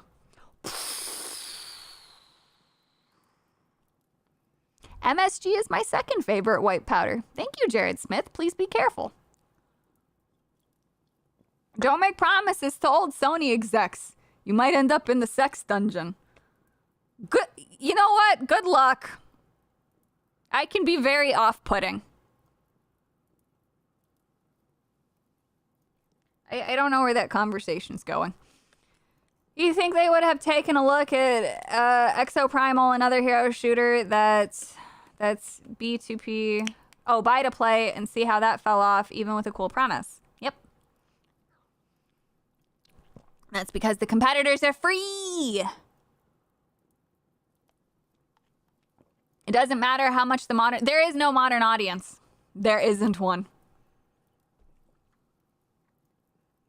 A whole different stupid from DEI game of the week purchase. When I'm playing old Gran Turismo 3 A-Spec, Speaking of going back to old things, Sony. Yeah. Yeah. Oh man. I'm just tired, chat. I'm just tired.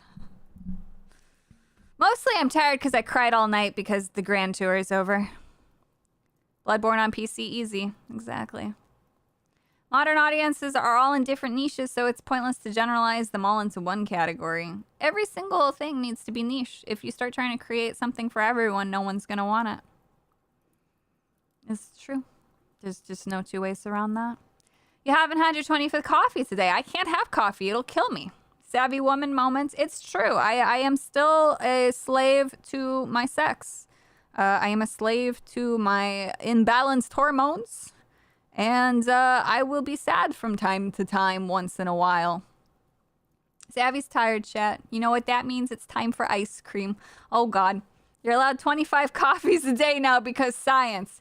If only. I wish I could just will that. I miss being able. So I did have one day. So I used to be able to drink coffee. And you might think that my coffee abuse is actually the reason why I can't have it anymore. But it actually isn't. When I developed the sun allergy, I developed a bunch of other allergies as well. And I ended up becoming allergic to both caffeine and coffee. I can't even have decaf coffee. It really fucking sucks. But back in the day when I could have coffee, I actually did get up to 24 small cups of coffee while I was working a double. I was in college.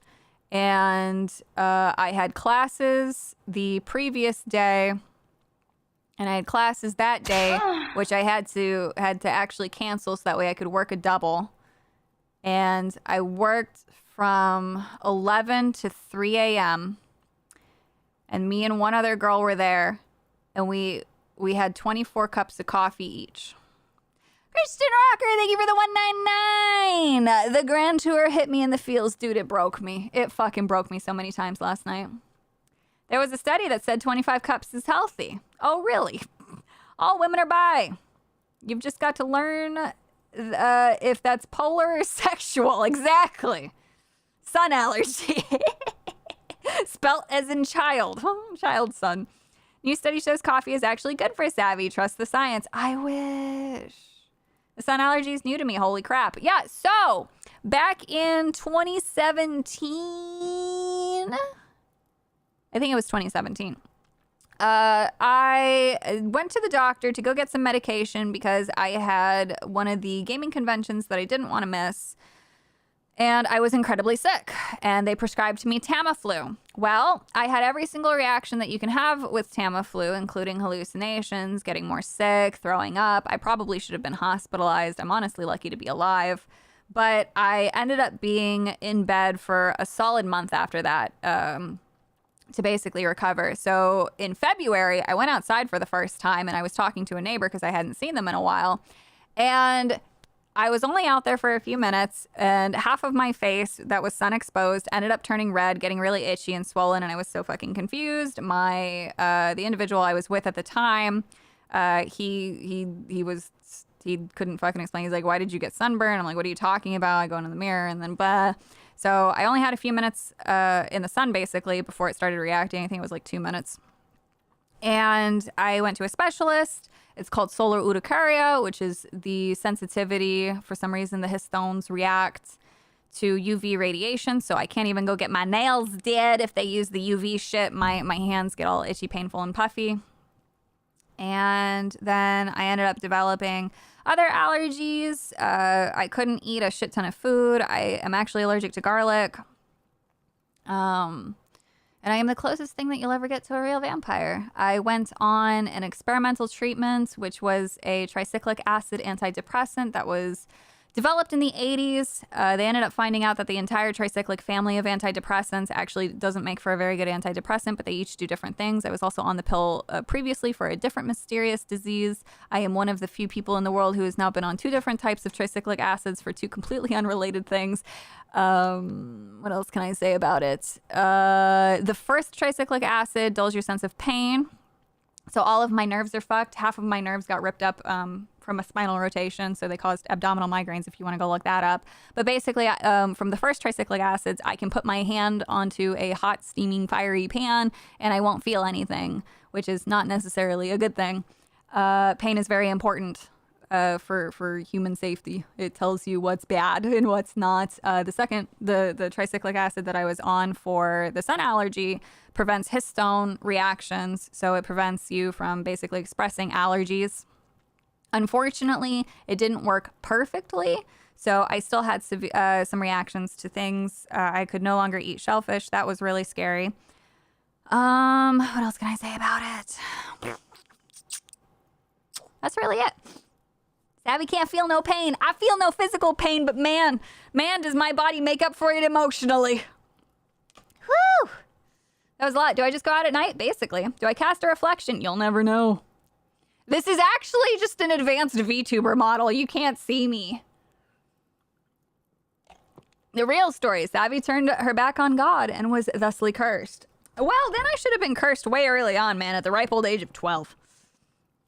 Good party trick, at least. Win a better too. Sometimes. It's... Sometimes, I guess.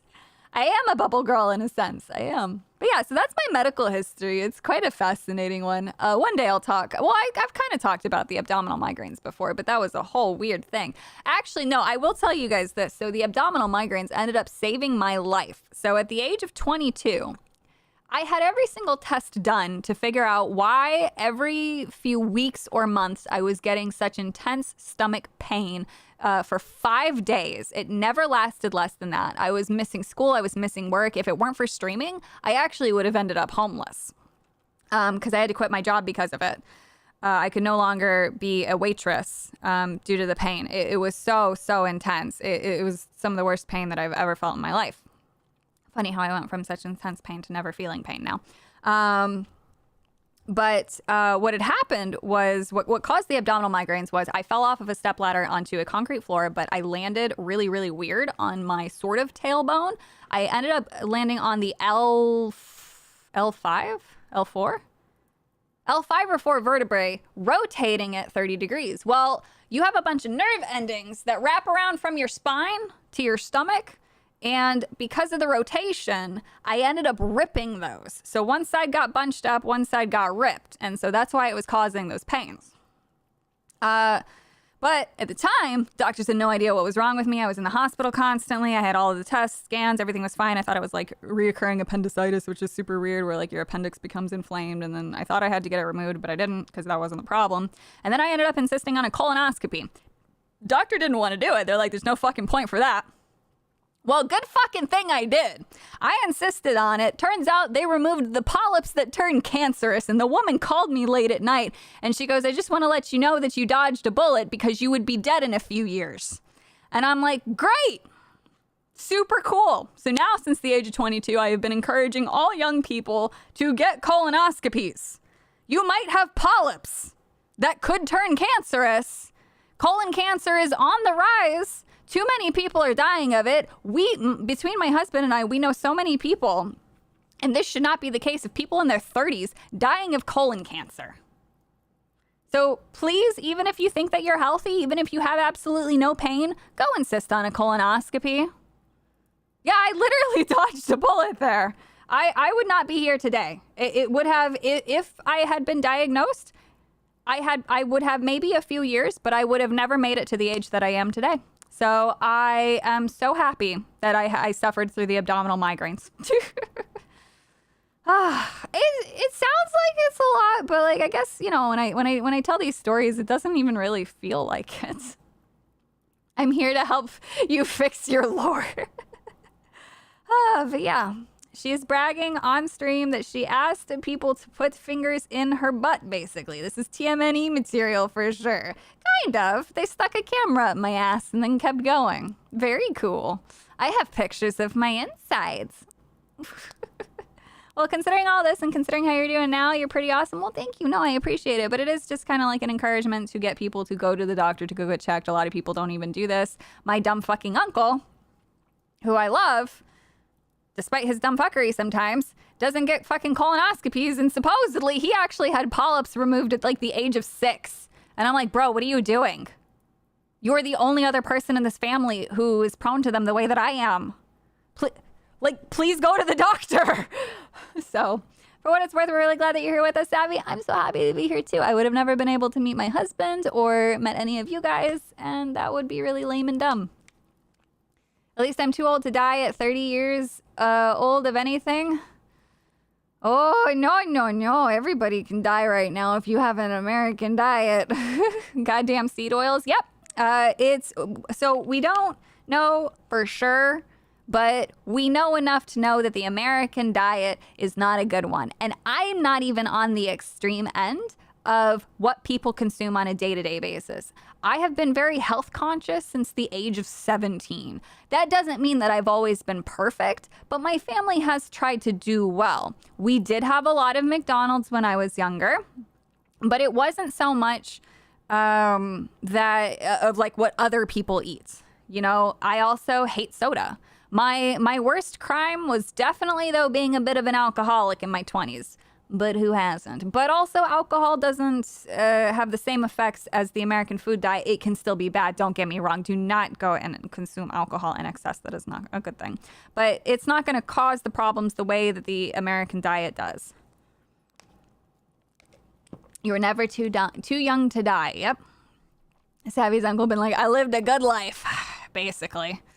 I don't understand it. He's Canadian too, so he could go get them all the time if he wanted for free. So I just want to make a big garden. Used to have one. Yes. I love that I've been so fortunate to be able to grow some of my own things every summer. It's been really nice. But I'll just die of death at some point.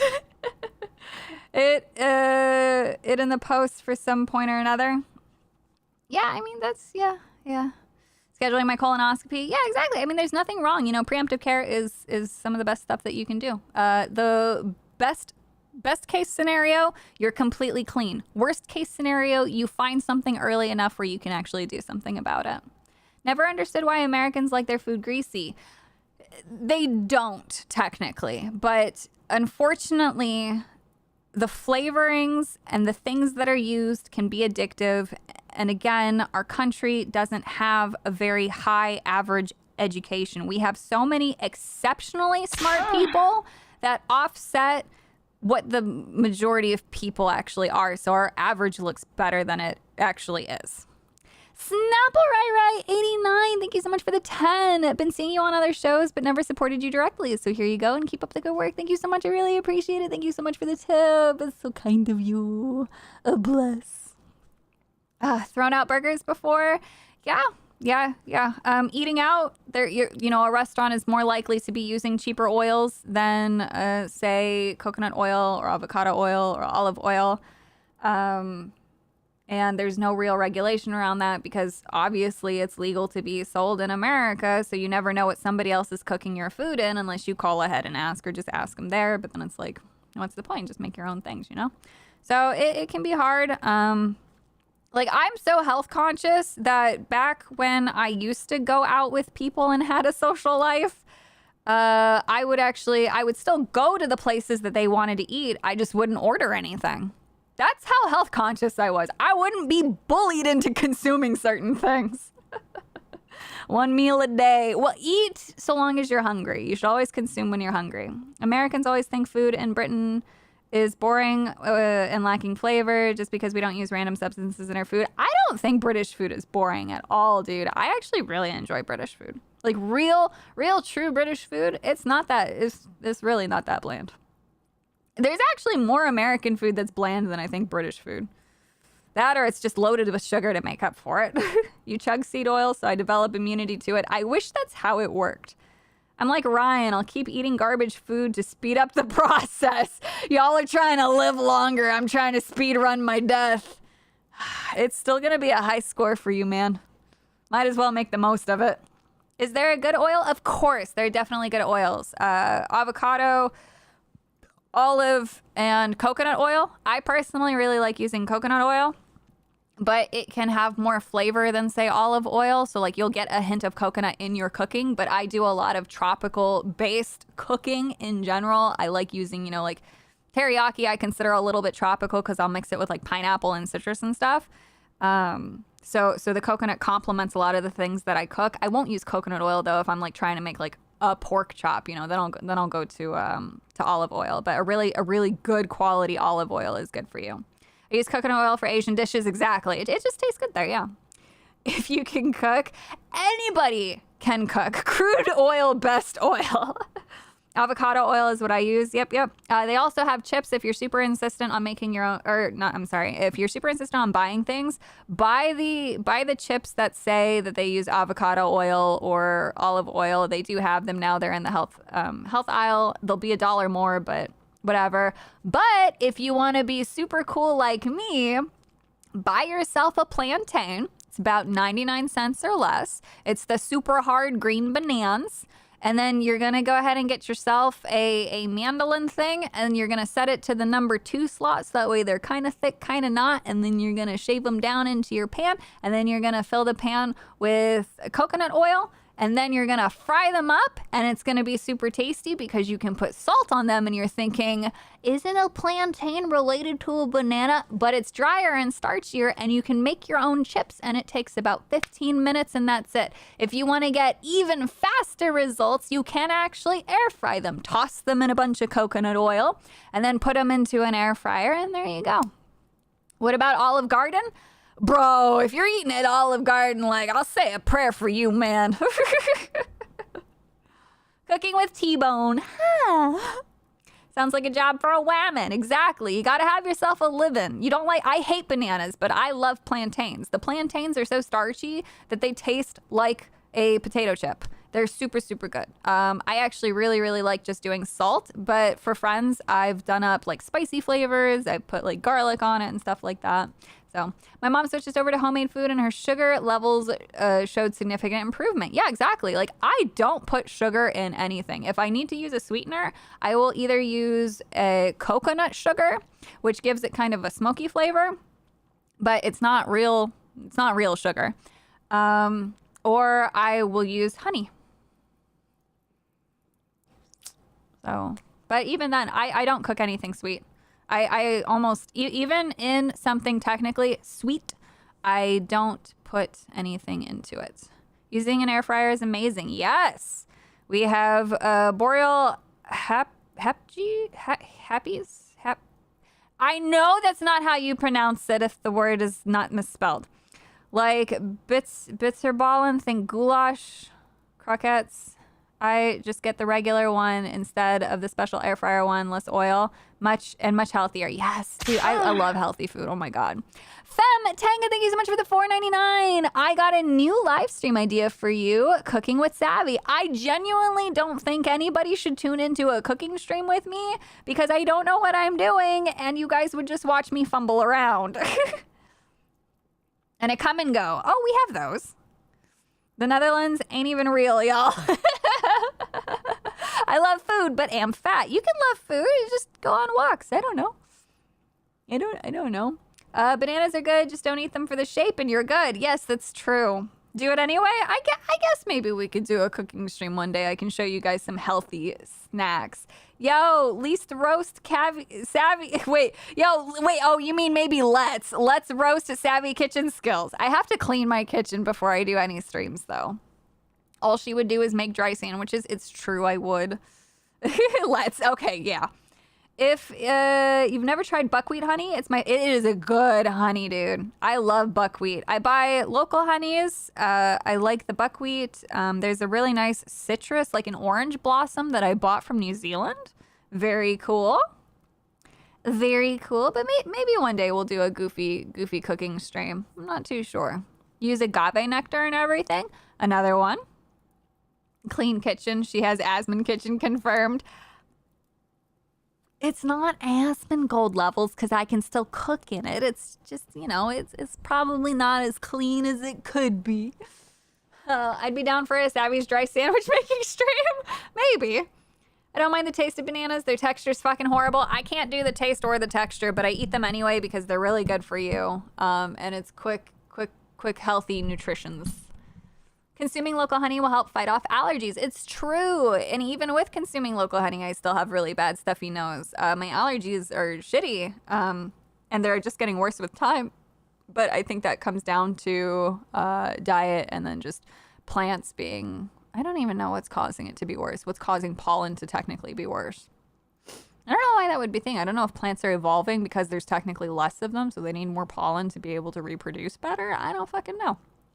I don't even know. Savvy washes dishes special. Oh, I'd hate that. But yeah, consume more local food in general. Local honey and local food will help with your allergies. Mine are still bad even with doing that, but they could be worse. Did you see the BlackRock connection to the president thing that happened yesterday? Crazy how connected things are to companies. Oh, don't worry. I'm already aware of it. I can connect Blackstone, BlackRock, and Vanguard to every single politician. So it's fine. It's fine. We're all fucked, but it's fine. It's great. 4 American companies own the entire fucking world. It's fucking fine. You loved washing the dishes in Dustborn. It is true. It was my one constant. Savvy won't do a cooking stream because she doesn't wash her hands. God damn it. Why would that stop me? Why do you hate Garfield? I don't. I hate Monday. You just can't see it. The star of Home Alone 2 is Amazing Luck. It's true. Oh, you guys are so silly. But let's see here. It's 2:19. You guys got a shit ton of lore today. That was a lot of lore. Well, I was all over the place. We had the uppities. We had the ranting. I was about to say ranch. And then we had the, part of the stream. Do I watch WWE? Sometimes. I'm a sucker for Dwayne "The Rock" Johnson, so I typically watch it whenever he's back on, but I watched it when it was the WWF. Oh, man. But yeah, so I'd say that it's a pretty good stream. I guess we'll end it there. I've got really nothing else of interest. Oh, you know what? I do want to show you guys how much fucking hair I'm actually working with. You guys make fun of me about how I look washed, but let me just show you, all right? Let me just show you. The longest my hair's fucking ever been in my life. This is insane. And now that it's so long, oh, fuck. Look at that. Look at that shit. It's off camera. Look at this shit. It's so far down my body. It's down. My boobs are up here and my hair is down here. This is why I always wear it up. Play the 2K games? 2K24 is good? Maybe. My hair was longer and it's incredibly fine. Let me smash. Oh. Wait, what boobs? It's why I said that they're here. I found them for you.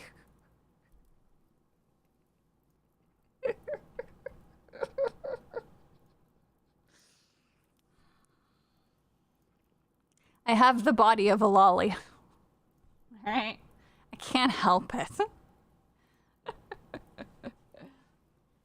Oh, man. Play WWF WrestleMania. The arcade game. So I actually still have the SmackDown 2K or the second one for the PS2 somewhere. All right, chat, we're not going to get into those things. Savvy is secretly 1,000 years old. I am a vampire, and I do qualify for extra long life. How tall are you? I am 5'4" on a good day. I'm average. I'm a little under average, I guess, for, I think, American height standards. But my husband's 6'9". So I really look like a fucking lolly next to him. But yeah, we'll call it there. I am gonna be on the gaming stream tonight for Geeks and Gamers Play, so I'm very excited for that. Another opportunity to do some fun thing. He is a big boy. Go do your wifely duties and clean the kitchen. No, I know a guy that's 6'10", so that's pretty big, very big, very, very big. Some say the biggest. I don't know. I was gonna try to go somewhere with that, but then my brain froze. Roast beardo? Probably. I always imagine Savvy being 6 foot for some reason. It's funny, you're not the first person who thinks that I would be tall. I don't know why. I don't know what gives. I don't know if it's because of the chair backs. They look small. God damn it, my buddy's 6'2" and he towers my 5'6" ass. There's nothing wrong with that. Beardo is shorter than Savvy. Well, we'd have to have some scientific tests for that. So he's gonna destroy everyone in Among Us.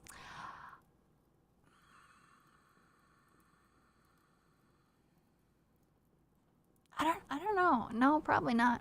Just gonna accuse Beardo of everything in Among Us. It's possible. Is in midget territory. So I didn't know that you couldn't say that word. I guess supposedly you're not supposed to. I don't know. We've seen those feet. You're really 6'3" man with size 12s. And on that note of being exposed, it's time to go. Love you guys. Beardo's like, Beardo is not here to defend himself, guys. So for that, we can only show love. I gave up on the words I'm not supposed to say. Me too, dude. At this point, there's too many of them, and I just don't care anymore. Oh yeah, mid gets banned. I don't know why. How good are you at gaslighting? That's all that matters in the game.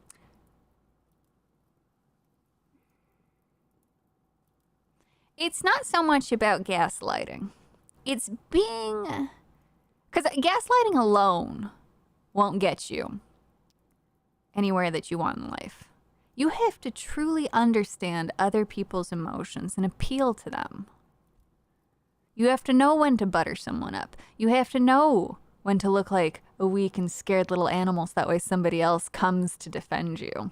You have to know what just to say to make everyone turn on someone else without realizing that it wasn't their idea. If you want to see true manipulation, you don't put me in a game like Among Us because it's gonna go bad.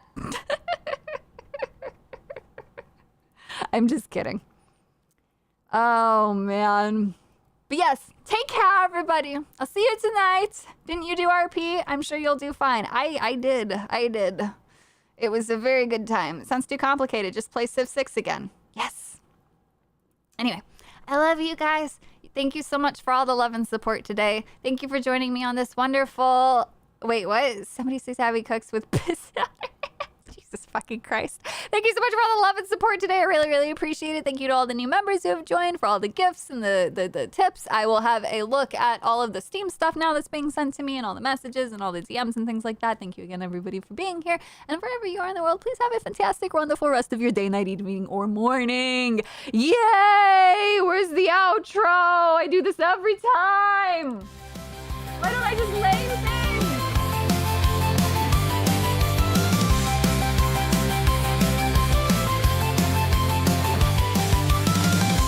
Careful what you ask for in life. When I wished upon a shooting star, I didn't expect to be taken so far. Instead of business suits and Starbucks, there's NPCs and talking ducks. My sword is glowing and my armor doesn't quite make sense. Is this a live action tower defense?